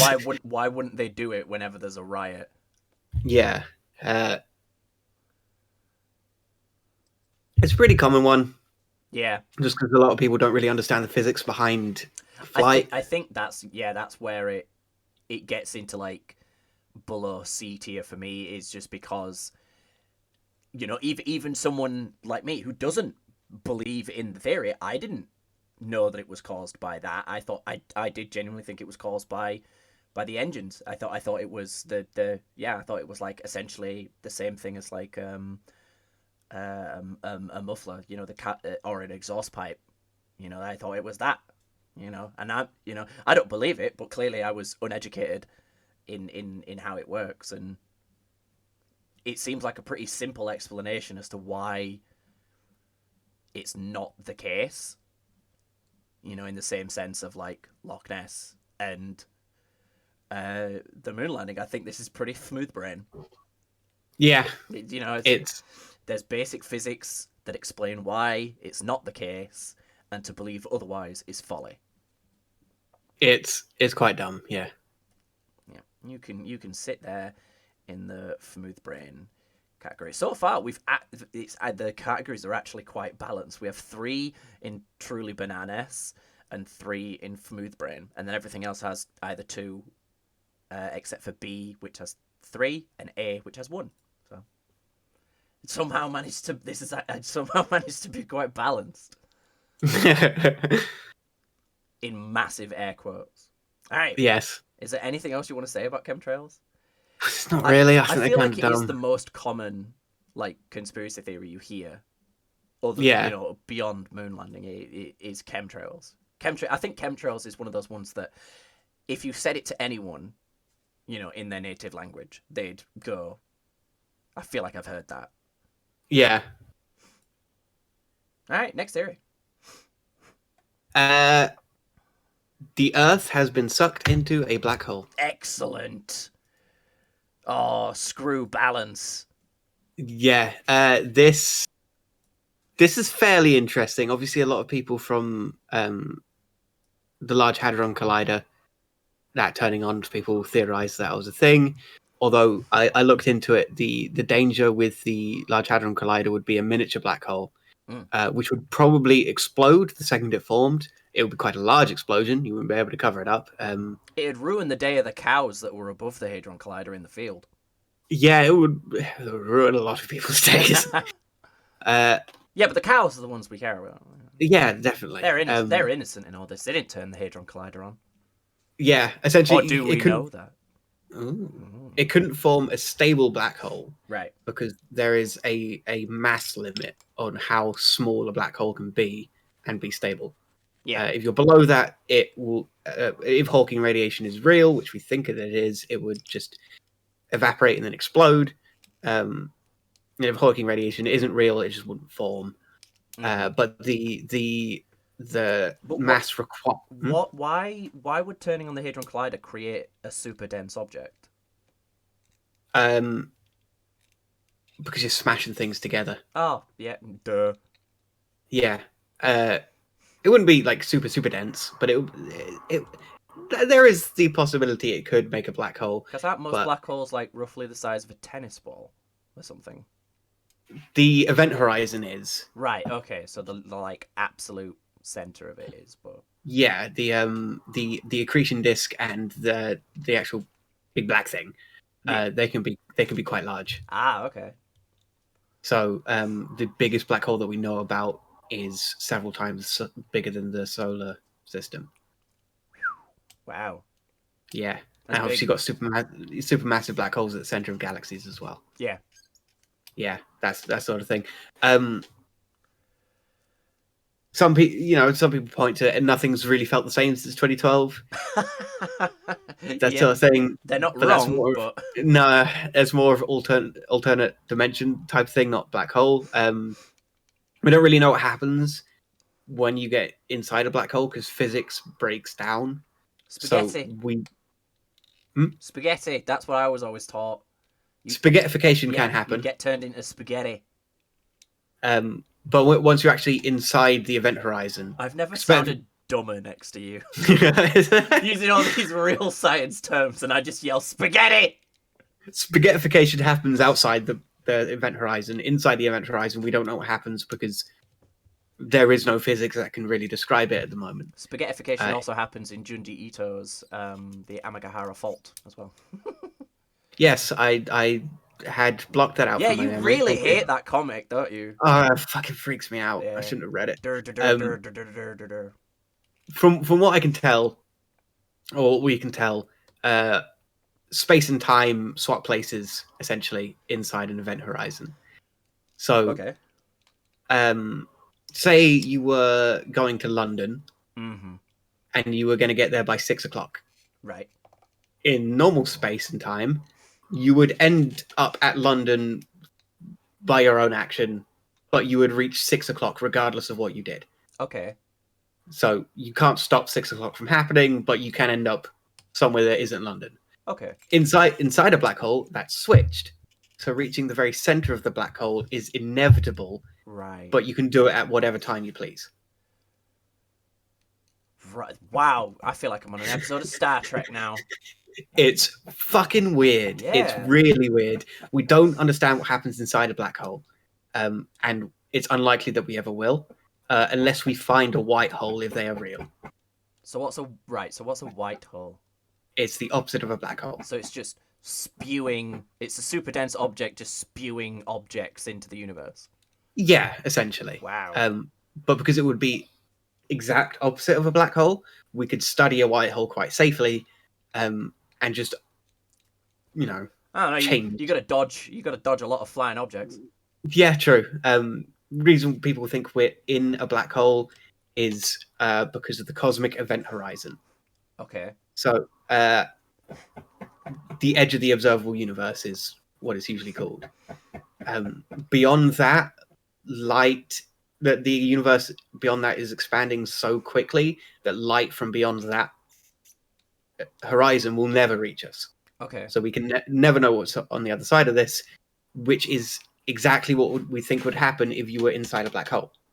Everything outside of the event horizon would never affect you because light traveling from it would come in, but light traveling from inside it would not. Right. Okay. But wouldn't the process of this happening destroy the Earth? Maybe. It depends how big the black hole is. So spaghettification happens because the gravity at your head is so monumentally larger than the gravity at your feet, so you get pulled. Okay. Yeah. But if a black hole was sufficiently sized, then the differences in gravity would not be extreme enough to cause that. Yeah, but it wouldn't that mean? Again, I'm not the educated one here, so I'm viewing this from the same perspective as unfreezing Walt Disney. Yeah. Wouldn't it have to happen simultaneously and thus be massive, like bigger than any we've ever seen before, for it to happen so quickly to Earth and all of its residents that nothing is affected?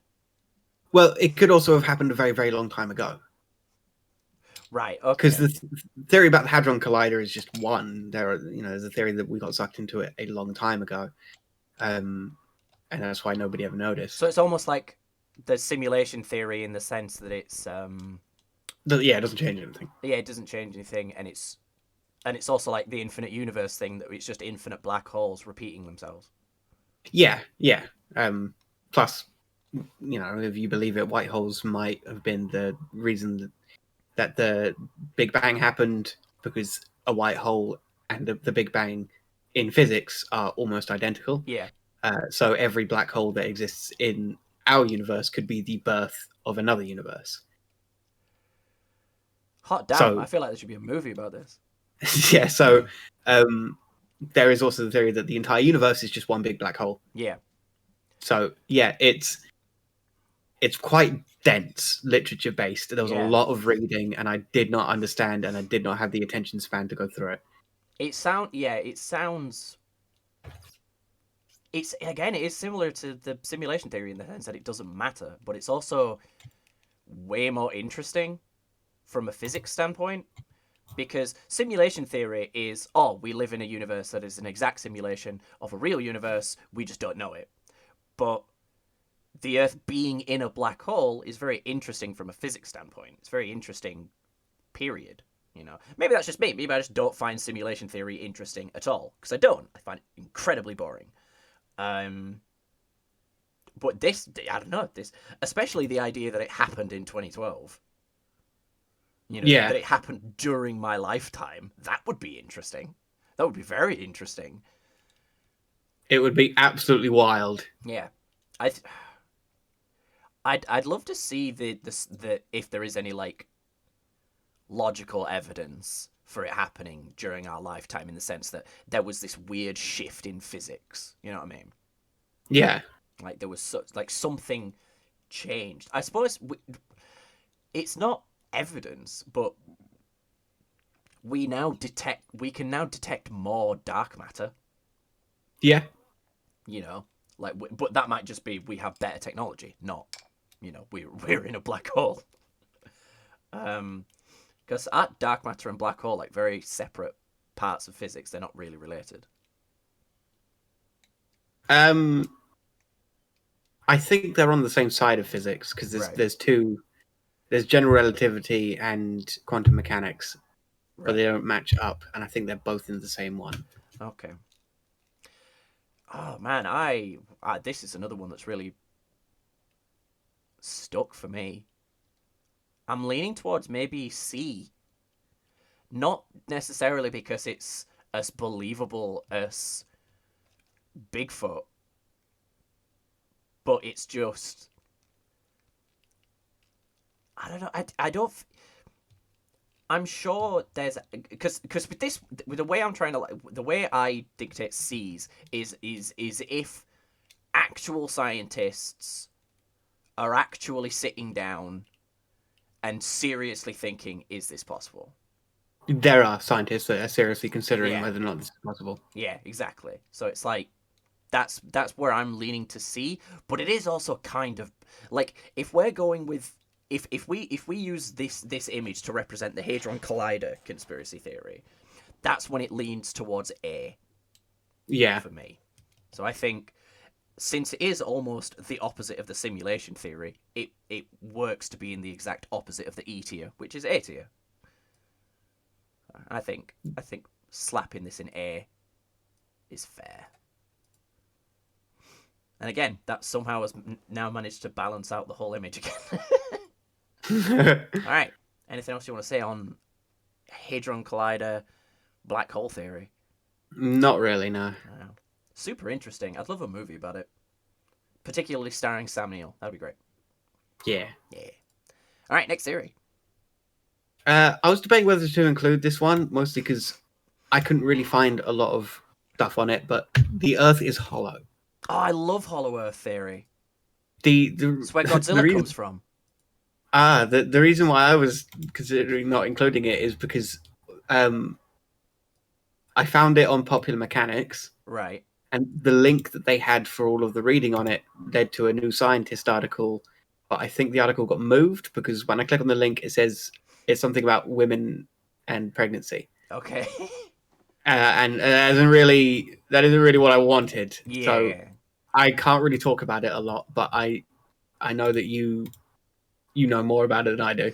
I one of my favorite stories of the Hollow Earth comes from a pilot who flew over, and again, all of this is misremembered. So if I get the geography wrong, sue me. Don't please. I have no money. Um, he flew over the Antarctic, like looking for that Nazi base probably. And he claims, he documents it all. He wrote about it. He claims that he went into this vast freaking hole with his. I think it was a biplane as well. So, he went into the Hollow Earth and said that he saw all of these things, and he seems to truly believe it. He was already doing something pretty amazing, which was flying over the Arctic, on his own. So it never felt like he needed to gussy up his story. He didn't have to be like, oh yeah, I saw T-Rexes, man. It's like, no, you already did something cool. You don't have to lie. So I'm not saying it's true. I'm just saying it's interesting. And again, Hollow Earth also leans into the theory about the Megalodon, that these essentially vast caverns, and because they're closer to the Earth's core, they can sustain an environment that is more similar to prehistoric times. And that's why some people believe that dinosaurs fled there, which is utterly ridiculous. But others believe that sort of essentially genetic descendants or even ancestors of dinosaurs, that's where dinosaurs came from. That's where they believe that. But, there's interesting parts of it. I don't know the science behind it. That's the thing. I just know all of the cool stories. So Yeah. I don't know how scientifically possible it is for the Earth to be hollow enough to sustain, dinosaurs, let alone Godzilla, sized beings, Titan-sized beings. But it's without knowing the science, it's one of those things where people describe it to me and I'm like, that sounds logical. The logic behind it sounds sound. I don't hear it and think that's utterly ridiculous. It's not, all celebrities are lizard people. It's just our methods of mapping the underground of Earth are limited, and thus there could be these caverns with life in them. And because that life has no reason to exit other than on the rare occasion with the Megalodon or with Nessie, as an example, they have no reason to bother us, and thus we have no reason to interact with them. So we don't interact with them, so that that's why we don't discover it, and it's also why we're not actively looking for it, because all of the entrances are in the ocean. And I'm not saying I believe it. I know I just went on a massive hype train about it. I'm not saying I necessarily believe it. I'm saying that it doesn't sound outlandish to me. But what are your thoughts on Hollow Earth, educated man?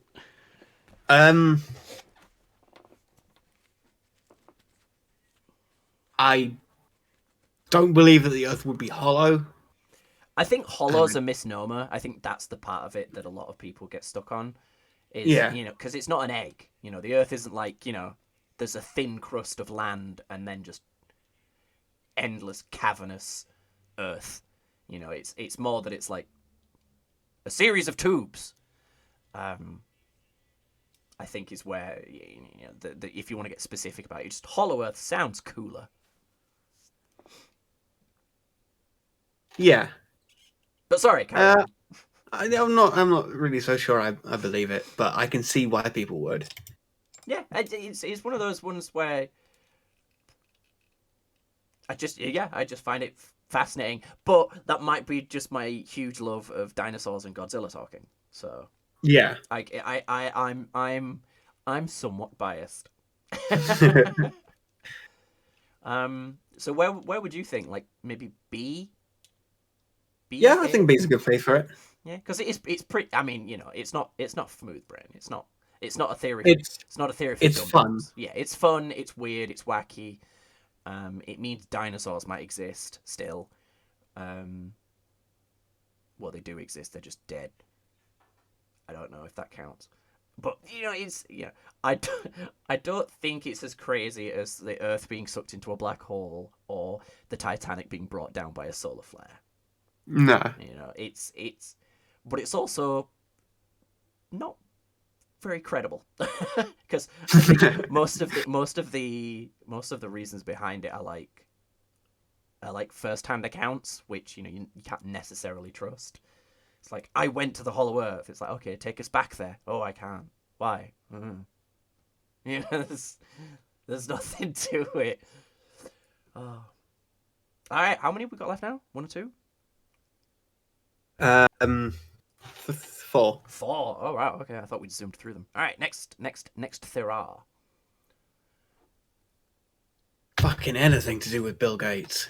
Oh wow. Just, okay. So there's just so I just decided to lump them all together because there's so many. all right, cool. Hit me up with your rhythm stick. Let me just find the original thread I was reading on it, because I'm starting to get a bit tired, so I can't remember a lot of the stuff that I read. Poor Bill Gates. There we are. Oh yeah, this was the original one I found. Bill Gates is making fake snow. What? I was with you until everything but the word snow. Yeah. So extreme weather conditions across the US in the last couple of years have not been caused by global warming. They've been caused by Bill Gates making fake snow that burns instead of melts. So, what? yeah, What? why he's doing this, I still don't know. No one could give me an answer for that. What the point is, again, I don't know, because Bill Gates doesn't really stand to profit from something like this. Is Bill Gates a big climate change supporter? I don't actually know. Yeah, he is. Oh right, okay, good on him. Good man. But there's so many other wild ones to do with it, like 5G is controlling our minds, and Bill Gates is behind it. Yes. So every time he drops his phone in the toilet, our heads are all gonna explode. That's what happens when I drop my phone in the toilet. Yeah. Bill Gates has the cure for cancer and is withholding it. Bill Gates is the New World Order. There's just so much. That just sounds like an obsessive fan. Yeah, it's just everything about it is wild, Yeah. and yeah, The fight. Oh my god, my brother doesn't exactly believe the 5G thing, but he's not far off. Sometimes the stuff he says, I'm like, no. Oh man, I mean, bananas. oh yeah, absolutely bananas. There's no need to debate. There's no discussion there. It's not that Bill Gates might be doing weird stuff. He's a billionaire. Of course, he probably is. He's not making burnable snow. Why would you make burnable snow? Yeah. What's the point? People just don't trust the rich, and that's fine because I don't trust the rich. I don't think they're lizard people. I don't, and I'm sorry, I don't. Anyone out there thinks they... Oh, wow. Okay, next. The night satellite is alien. Okay, you're gonna have to start off with, what is the night satellite? So in low Earth orbit, there is this black object floating around, and it has been there for a long time. No one really knows when it started, but we've observed it for several decades. Okay. We don't know how big it is, because obviously size in space is quite difficult to get a reference for. And estimations, from 2 feet to 30 feet, it's pretty weird. It's just this black object that's in low Earth orbit. Now, NASA have said... Oh, it's referred to as the Black Knight satellite. So I was actually curious to Google this one. Oh, okay, yeah. NASA have said they're not 100% sure what it is, but it looks like it's like a blanket. Yeah. That was just jettisoned from one of their spacewalks and was expected to go back to the atmosphere and burn up, but didn't. A lot of people are like, it must be alien. Now, it couldn't really be alien because it would be giving off some sort of signal if it was there for a reason. Yeah. And despite the fact that a lot of people say, oh, we can't detect alien signals because they use different signaling from us, fucking physics. Yeah. There are only so many wavelengths and so many things that can be used to transmit information. And we at least have the technology to know what they are. Unless they're using some sort of like subspace faster than light type of communication, Yeah. we should be able to detect anything, but it's just dormant. This And it's because the picture I've brought up is an actual. I'll send you the link. This is an actual picture of it. That was found in 1998. This is what it looks like. yeah, So you can actually like look at it, which is really interesting because obviously a lot of like this is a real picture from NASA. That's the cool thing because obviously like Nessie and Bigfoot, they're pictures that are claimed by normal people that they've seen this thing. But this is an actual picture from NASA that we can actually look at. mm. um, it's an interesting theory, and it is quite a cool thing to look at. Yeah, I'm it's fairly mesmerizing to look at, honestly. Like I'm looking at the actual picture on one of my I'm looking at it big on one of my screens, and I'm genuinely just kind of captivated by it. Yeah, it probably is just like some space debris that NASA have forgotten about. Why have we not taken multiple pictures of it? Depends on where it is in its orbit, really. I guess so, but yeah, it'd just be. Um, wow, we first detected it 1928. No, sorry, that's which were not denied till 1968. Wow. Yeah, amateur radio operator Jorgen Hals in Oslo, Norway in 1928. Um, First heard by. Sorry, the origin of the Black Knight legend is often retrospectively dated back to the natural extraterrestrial repeating sources supposedly heard during the 1899 radio experiments of Nikola Tesla, and long delayed echoes first heard by amateur radio operator Jorgen Hals in Oslo, Norway, 1928. Brian Dunning of the Skeptoid podcast, he's reputable, attributes Tesla's 1899 radio signals to pulsars which were not identified until 1978. Wow, so we've researched, told newspapers that the United States had. So we first saw it in 1954. We first detected it. So we've been thinking about this for a long time, but it doesn't look like a lot has been thought about. It's really interesting. I'm just very, very, very, very fascinated. I'm going to do a lot of reading on this one afterwards. It's pretty cool. Yeah. But NASA have already put out a bunch of explanations, and they're not really bothering with it. Mm. And despite the fact that people think it's alien, there isn't really enough interest from NASA or the government. Yeah, to justify any real. Mm-hmm. Yeah, it's pretty cool.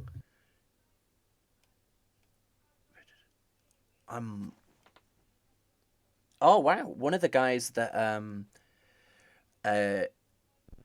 was a big proponent of the theory actually later retracted his statements. Oh.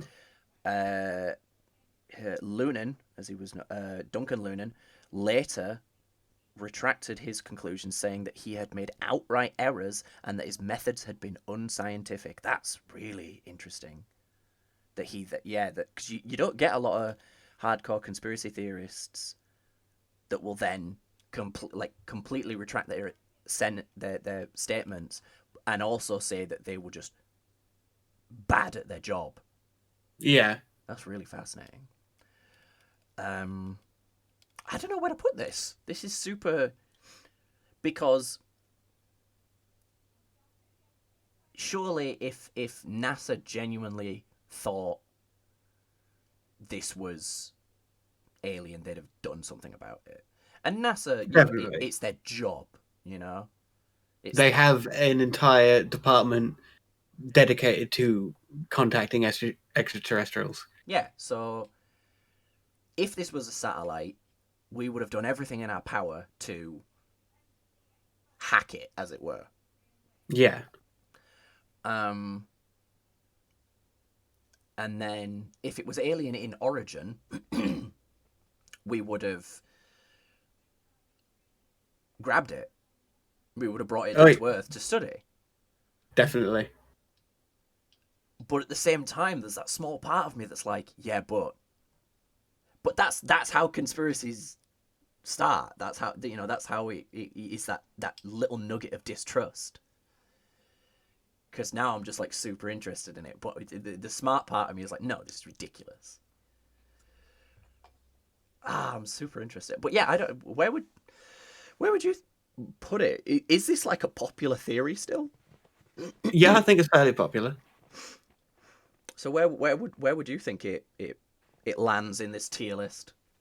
I'd put it like a B just because it's fun. It's fun and it's weird. But again, it is pretty like obvious. Like there's a lot of reasons why it's probably not true. Yeah. Yeah. Which I think works with the moon isn't real.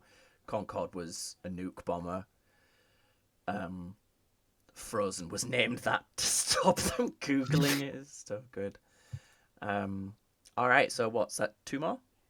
Two more. Two more. These are the ones I was saving for the end because they're sort of conspiracies, but they're sort of more like theories. Okay. Because they're on stuff that we just won't really know about. Okay. Sounds So, exciting.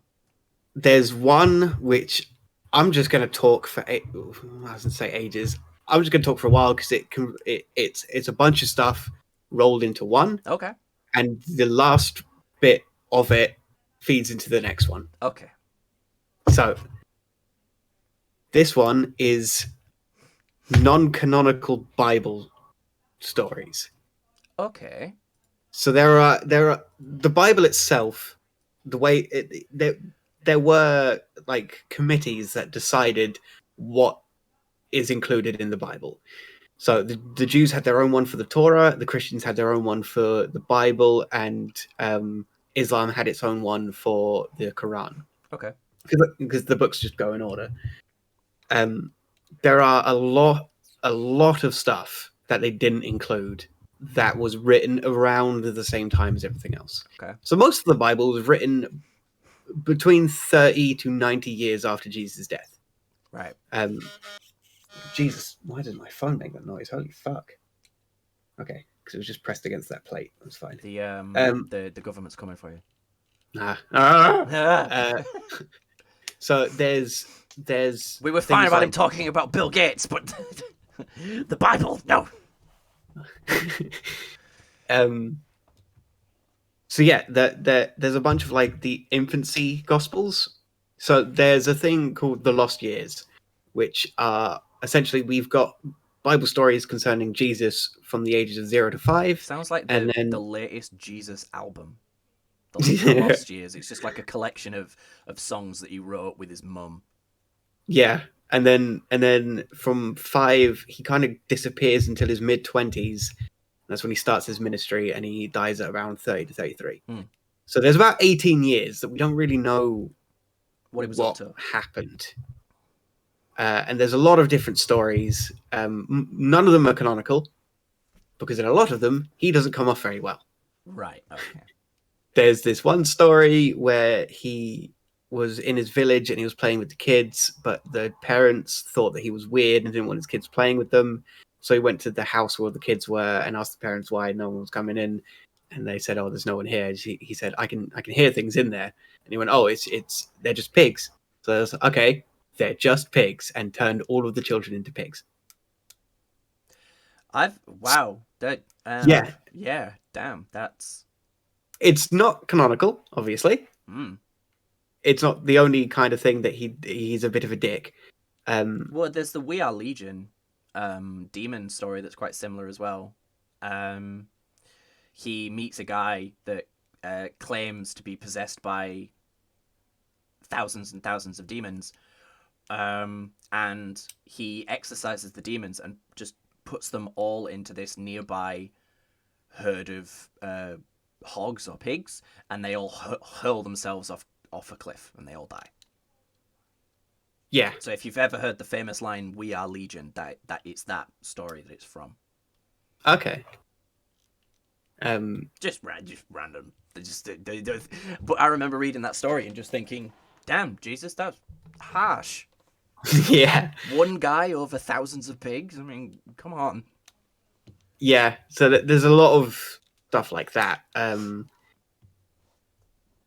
There's a lot of, especially with stuff like the Dead Sea Scrolls. There was a lot of stuff in there that was not in the Dead Sea Scrolls were known to the people making the canonical Bible, Right. but they weren't included for various reasons. So all of the Dead Sea Scrolls is considered non-canonical, or some of it? No. The Dead Sea Scrolls has canonical, like it's got the Book of Isaiah in completion in it, and the Book of Isaiah was included, but it's also got a lot of other stuff. Some stuff was not included because it doesn't really matter all that much for the faith. So there is a manuscript concerning the organization and the structure of militaries, which was written by a Jew during the Jewish the Jewish rebellion. Right. You don't need to include that, so they didn't. There was also there was a bunch of stuff to do with the infancy gospels, which wasn't included because at that point, most of the gospel stuff, there were multiple people that could attest to it. Right. But the infancy stuff, there wasn't. Mm-hmm. So it was just this one source, which is why they, because there was actually reason and structure behind why Bible books were included. And most of it was that this wasn't the only person who had written about this, and this wasn't the only person who had attested that this had happened. Multiple people had said this had happened, which is why they included it. Whereas the ones that weren't included were either, I mean, there are some conspiracy theories behind some of them, which I'll get into. Some of them weren't included because it was one dude writing about it, or it was completely unnecessary to put it in. Like the one that goes into like force structure also has an entire like 3 pages dedicated to how your banners should look. It's like, you're not going to include that. That's just unnecessary. So they didn't. Yeah. But yeah, there was some other. One of the conspiracy theories is on the secret Gospel of Mark, which we have never seen because we don't know whether or not it existed. We only know of it through quotations of Augustus of Clement sending a letter to another priest. Right. So, and there is some debate whether or not these letters are legit as well. So these letters were found in a library in Palestine in the 1950s by some dude who studied them for a few years before releasing them. And people are like, no, this is a forgery. The argument against it being a forgery is that the skill and the ease of which the Greek was written, because it was all written in Greek at the time, or Aramaic, one of the two. In order for him to be able to effectively do that, he would have had to be an expert in Greek, and he wasn't. Right. Okay. There's also a lot of the theories that he said that he gleaned from it. Other people have read the original letter and said that it doesn't support his theories, which obviously if you were making your own forgery to back up your own theories, it would back up your own theories. Yeah. And those are the main arguments about it, why it's legit, because the guy didn't have the skill or the knowledge to make this forgery. And even if he did, surely he would make a forgery that supported his points better. Yeah. Now, the actual letter itself has since gone missing. Oh, wow. Okay, that's weird. It was housed in a museum in Jerusalem and one day just disappeared. No one really knows what happened to it. Probably on the black market. So any of the actual modern day interpretations of it are done off some very high fidelity photographs that he took. Because he took like multiple photographs of each line and then pasted them together into one massive thing. So we've got a good idea of what it looks like. That's And that's interesting, where, though, that he yeah, was that sort of I think it forward-thinking. was, yeah, he was quite forthcoming with it. And one of the last major arguments for it being a forgery was that apparently he was the only one who could attest that he'd seen it. And then since then, about 4 or 5 people have stepped forward and said, no, I saw the original. One guy was like a 20-year-old scholar that was just helping one of his dudes out and got brought there. And he says, no, I saw it. I didn't know what it meant at the time, but I've seen it. It was legit. Yeah, Um, it's kind of like the Mormon golden tablets thing. yeah. Um, No, that's but yeah, relevant. That just sprung to mind. no, that's fine. But yeah, the secret gospel of Mark, from the things that we know about it, if they are real, suggests that the actual book or gospel of Mark was redacted, and there was either this whole other book or that the actual gospel of Mark was quite much more expansive and then got removed for some reasons. Now there are a lot of theories about what the actual original would have said. But it seems to be that there was a direct narrative surrounding a young man who was with Jesus at the time, and it focuses on him and his personal experiences with being a disciple of Jesus.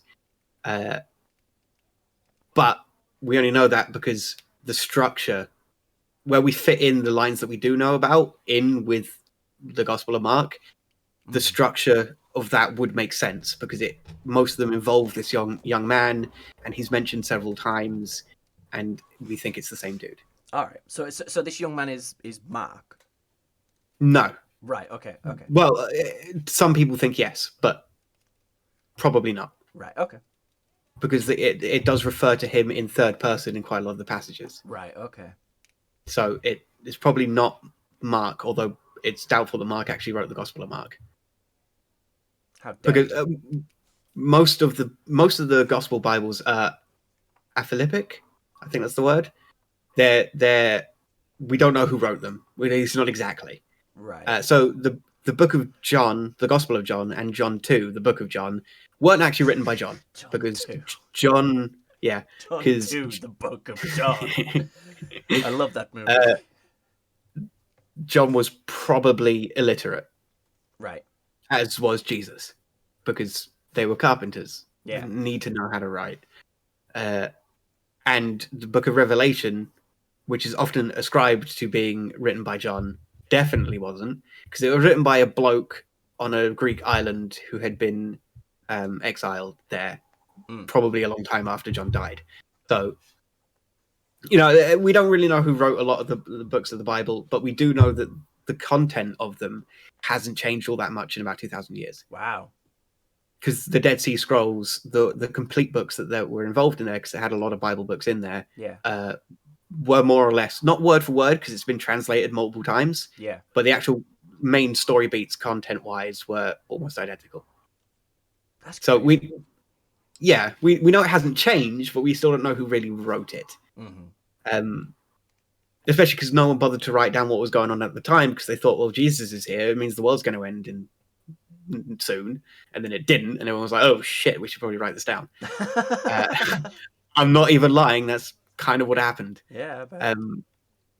But yeah, so there's the secret Gospel of Mark, there's a bunch of infancy Gospels, then you're going right back to Genesis, which is what it's not a conspiracy theory, I just thought this was cool. Right.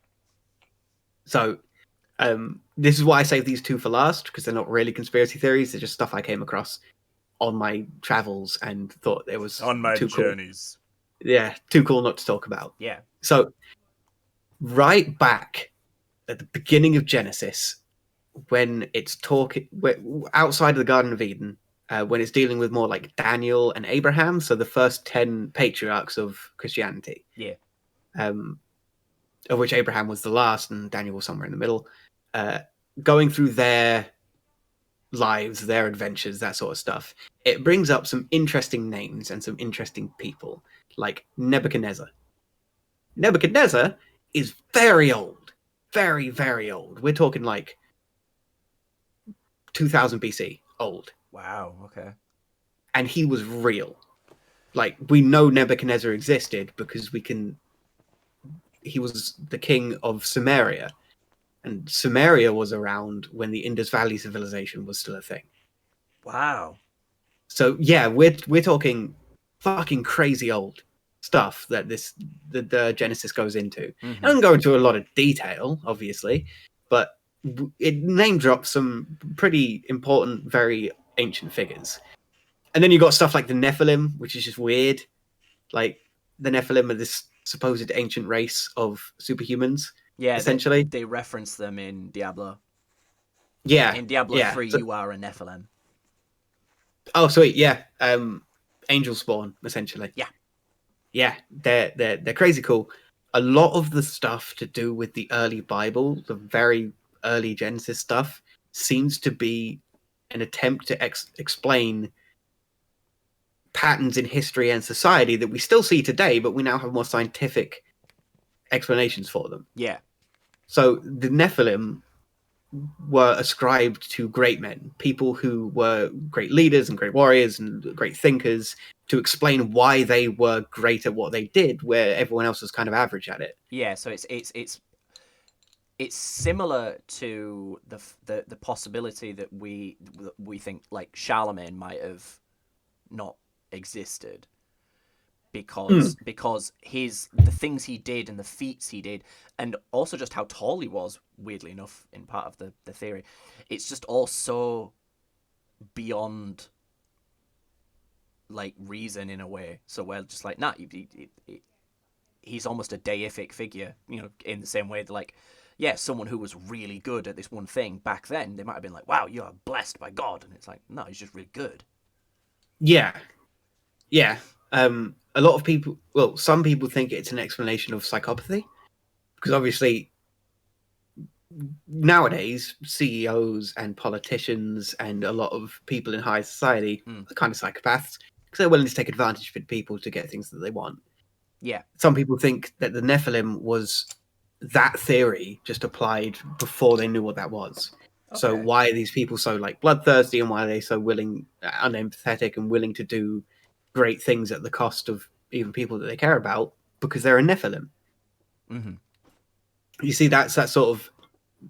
There's a lot of that sort of. I mean, it makes sense. Yeah, that kind of explanation onto why certain things happen. Mm-hmm. Which I'm going to go into the final one now. I'm going to go in a roundabout way, but I will get there. Don't worry. The actual story of the Garden of Eden with the tree of knowledge. Do you know one of the main theories that was that the forbidden fruit was a pineapple? I did not know that. No. Yeah, which is weird because pineapples don't grow in trees. No, they don't. They grow in bushes.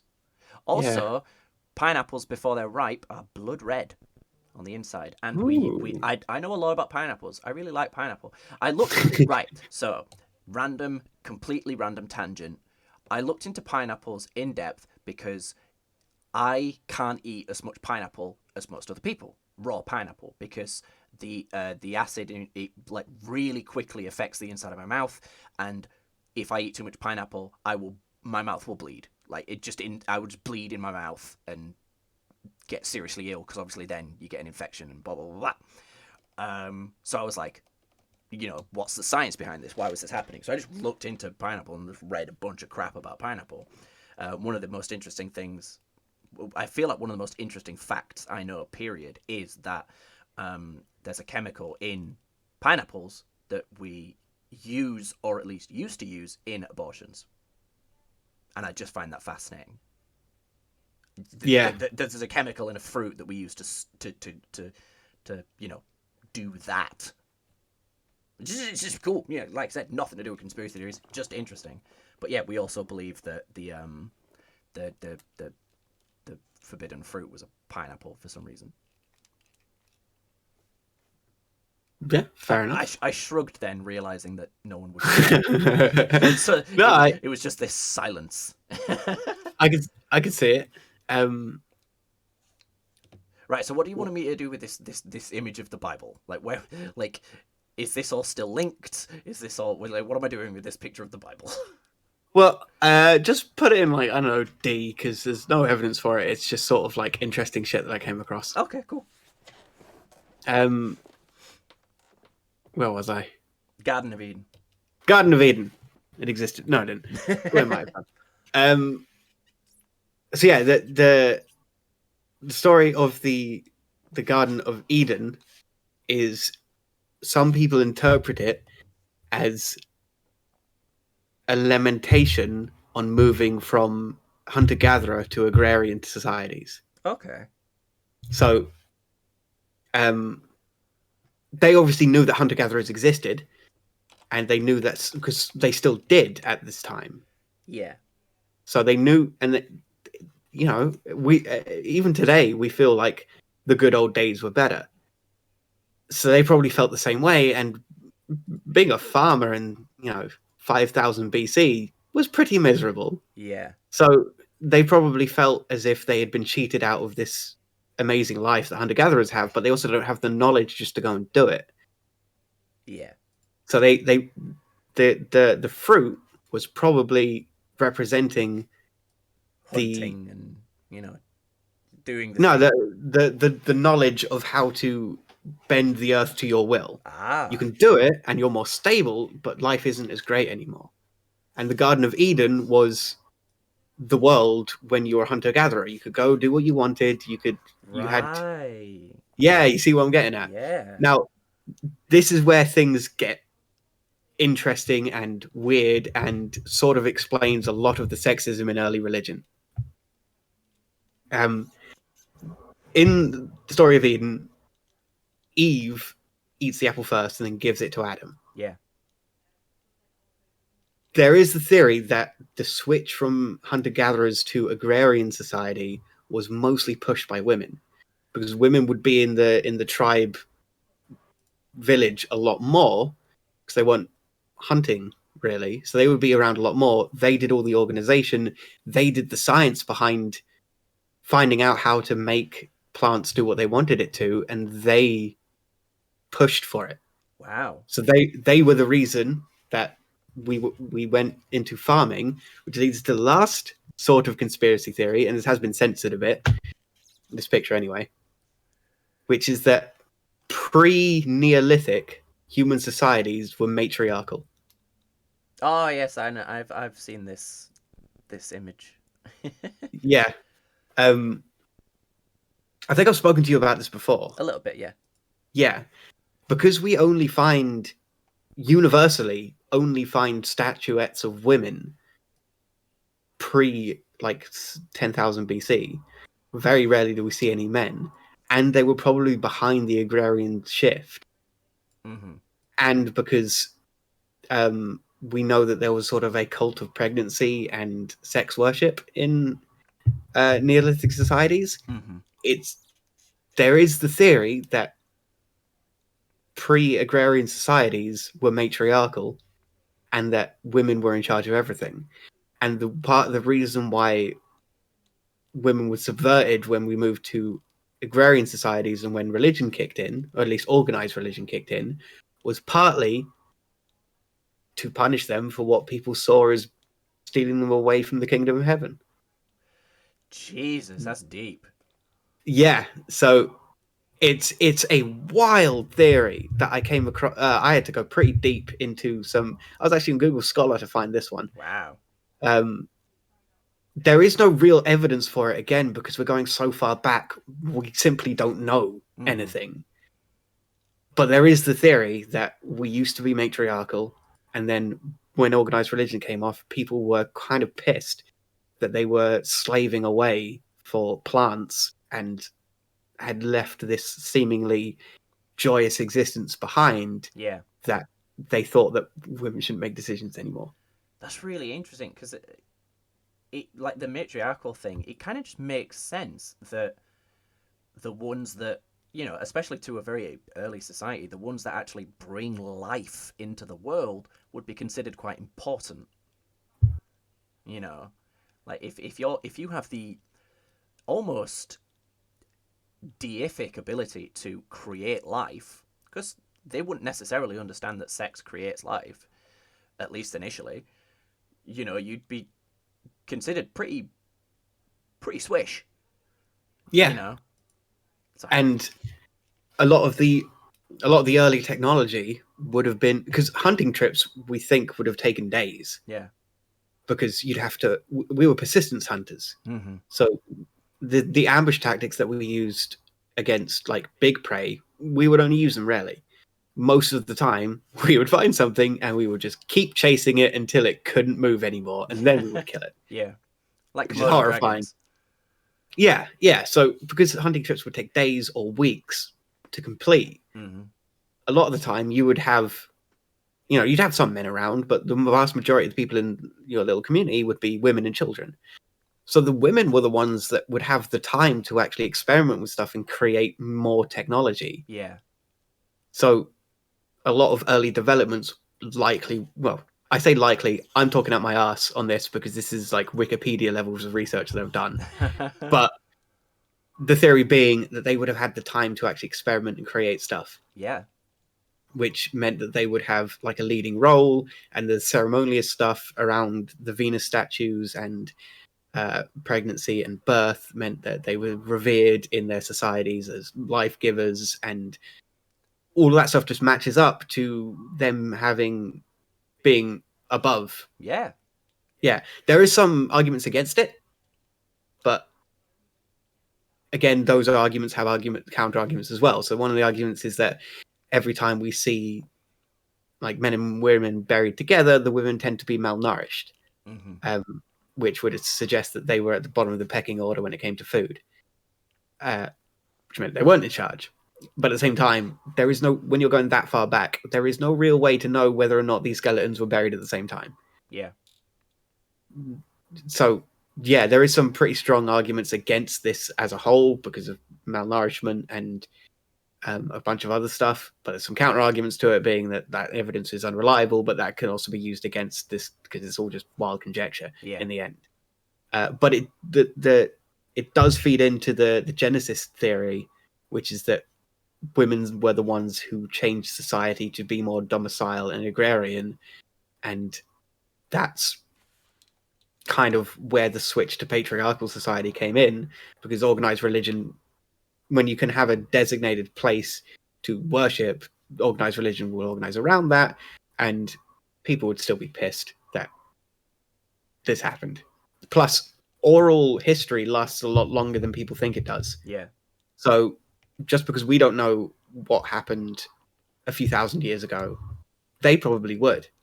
Like because African and South American societies and North American societies that relied on oral history do have history going back several thousand years that we Wow. can attest actually happened. Like some Native American tribes have stories of floods or earthquakes happening thousands of years ago that we know actually happened because it's in the fossil record. Yeah. They knew it happened because they got told it happened and they believed it, and so it's likely that 30,000 years ago you probably knew the general history of your people going back a couple hundred to a few thousand years, because big events would have stayed around a long time. Yeah. That's the whole theory of myths. Yeah, so women being the driving force behind agrarian society change would have been something that would have been known to early agricultural societies probably for a long time. Yeah. There are some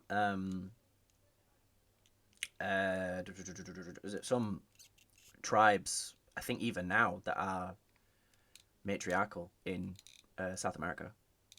Yeah. So I'm not saying that that's like evidence for it, but if we're going to get as close as we can to Neolithic societies, tribes that don't have or have almost no contact with the the wider world are a good example. I think Yeah, it's it's super interesting. I mean, I to me it belongs right next to Atlantis and Bigfoot, I think, is totally believable. I think the evidence that supports it sounds logical to me. The evidence against it can, in a lot of ways, can be attributed to modern sexism. You know, the idea that men weren't always on top is still such a contentious issue. You know, I mean, you know, yeah, it doesn't sound bananas and it doesn't sound smooth brain to me. It sounds perfectly reasonable. Yeah, Yeah, it's an interesting theory. I think it's a really, really fascinating theory. Um, yeah, I think that's super cool. Well done for this epic list. Thank you. Is there anything else you wanna mention or talk about? Um, no, a lot of the stuff that is left is just like mythology stuff. Yeah. Like I think I've spoken to you about Great Floods before. I think Um, in brief, yeah. yeah, the story of a Great Flood is in so many different Yeah. mythologies that something like it probably happened. Same with uh, stupidly advanced technological societies exist in so many mythologies that at one point there probably was a society that just knew how to do something better than everyone else, Yeah. and over time it has become they had laser guns rather than they make very nice pots, which is probably what it They was. just make really, really nice vases. That's it. Yeah. um yeah, just I'm still in the rabbit hole of the biblical stuff at the Yeah, moment. I feel like I've set you down a path that is going to define your future. Maybe. Let's see what I got open on Wikipedia at the moment because I've got it on my app. Yeah, I've got Dead Sea Scrolls, The Cave of Horror. The Cave of Horror. I haven't read that one yet. I'll just give it a quick look. See. Well, one of the things I kept wanting to mention, but I didn't, in case it was on the list, is I think I've told you the story before, but I'll tell the viewers at home as well. The first ever crop circle hoax. The only reason we found out it was a hoax was because the two guys that were doing it, their wives told the police. And when this first happened, it was immediately believed. Everyone was like, "Where are these coming from?" Obviously, religious people were saying it's the devil, and scientists were saying it's scientists were saying it is aliens. It just has to be. But it was two guys, two farmers in Yorkshire, I think, from what I remember, that were essentially used a massive plank and rope. That was it. That's all they did to make crop circles. But they did it, and they told their wives, and then their wives told the police.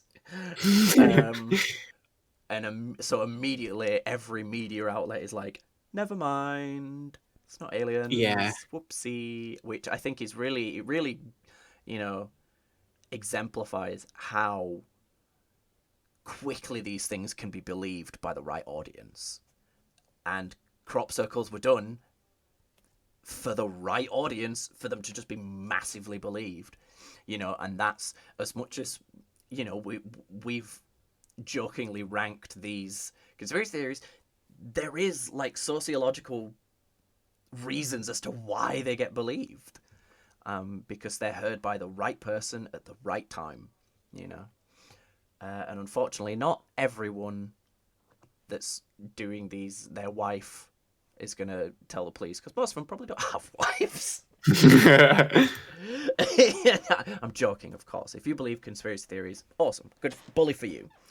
But yeah, if you believe some of the ones in the truly bananas tier or the smooth brain tier, I think you may need to check if you have a significantly pronounced brow, and a pronounced underbite, and you may hunch a little.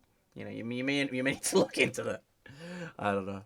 Oh gosh, but this has been super fun. I didn't expect it to go for 3 hours. But yeah, I mean, thank you, World's Prettiest Murloc, for doing the research. so that I didn't have to, so that I could just add my witty commentary to it all. No worries. It I feel like so I've much. I feel like I've ruined your life. You should see my internet history.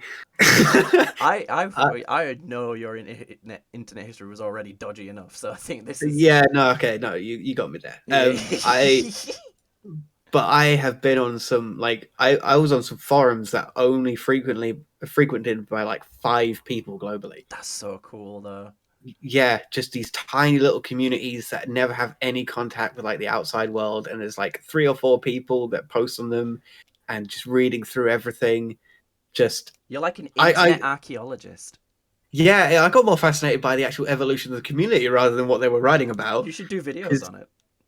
I'd have to find them all again. Yeah. Because I didn't save any of these places because I was like, I'm never coming back here. This is a strange place. Like you like you exited the cave and immediately pulled a boulder over the entrance and was like, nope, done. Been there. I love it. That's excellent. All right, but we'll end the stream and then obviously the video there. If you liked the first episode of Tier Lists from Heck, obviously feel free to leave a comment or a like or whatever. If you want to suggest what I do next and who with, because obviously it's going to be a rotating cast. I'll always be here because it's my freaking channel. But yeah, I'm sure I'll find something else for you to delve into that we can tier list. I'm sure you have enough other extraneous interests that we can tier list. Do you know? I mean, I think my favorite thing about this is that we covered things from New Coke to Bill Gates is making burnable snow. You know, and some of these genuinely made me think. I think that's the cool thing. You know, the freaking Concorde thing. I'm going to be thinking about that forever. And, Yeah, I was quite happy with that one. And the Black Knight satellite is just really interesting in its own way. But anyway, thanks very much for everyone for watching, and obviously thanks Murloc for doing the heavy lifting. All right, I'm out of here. Bye.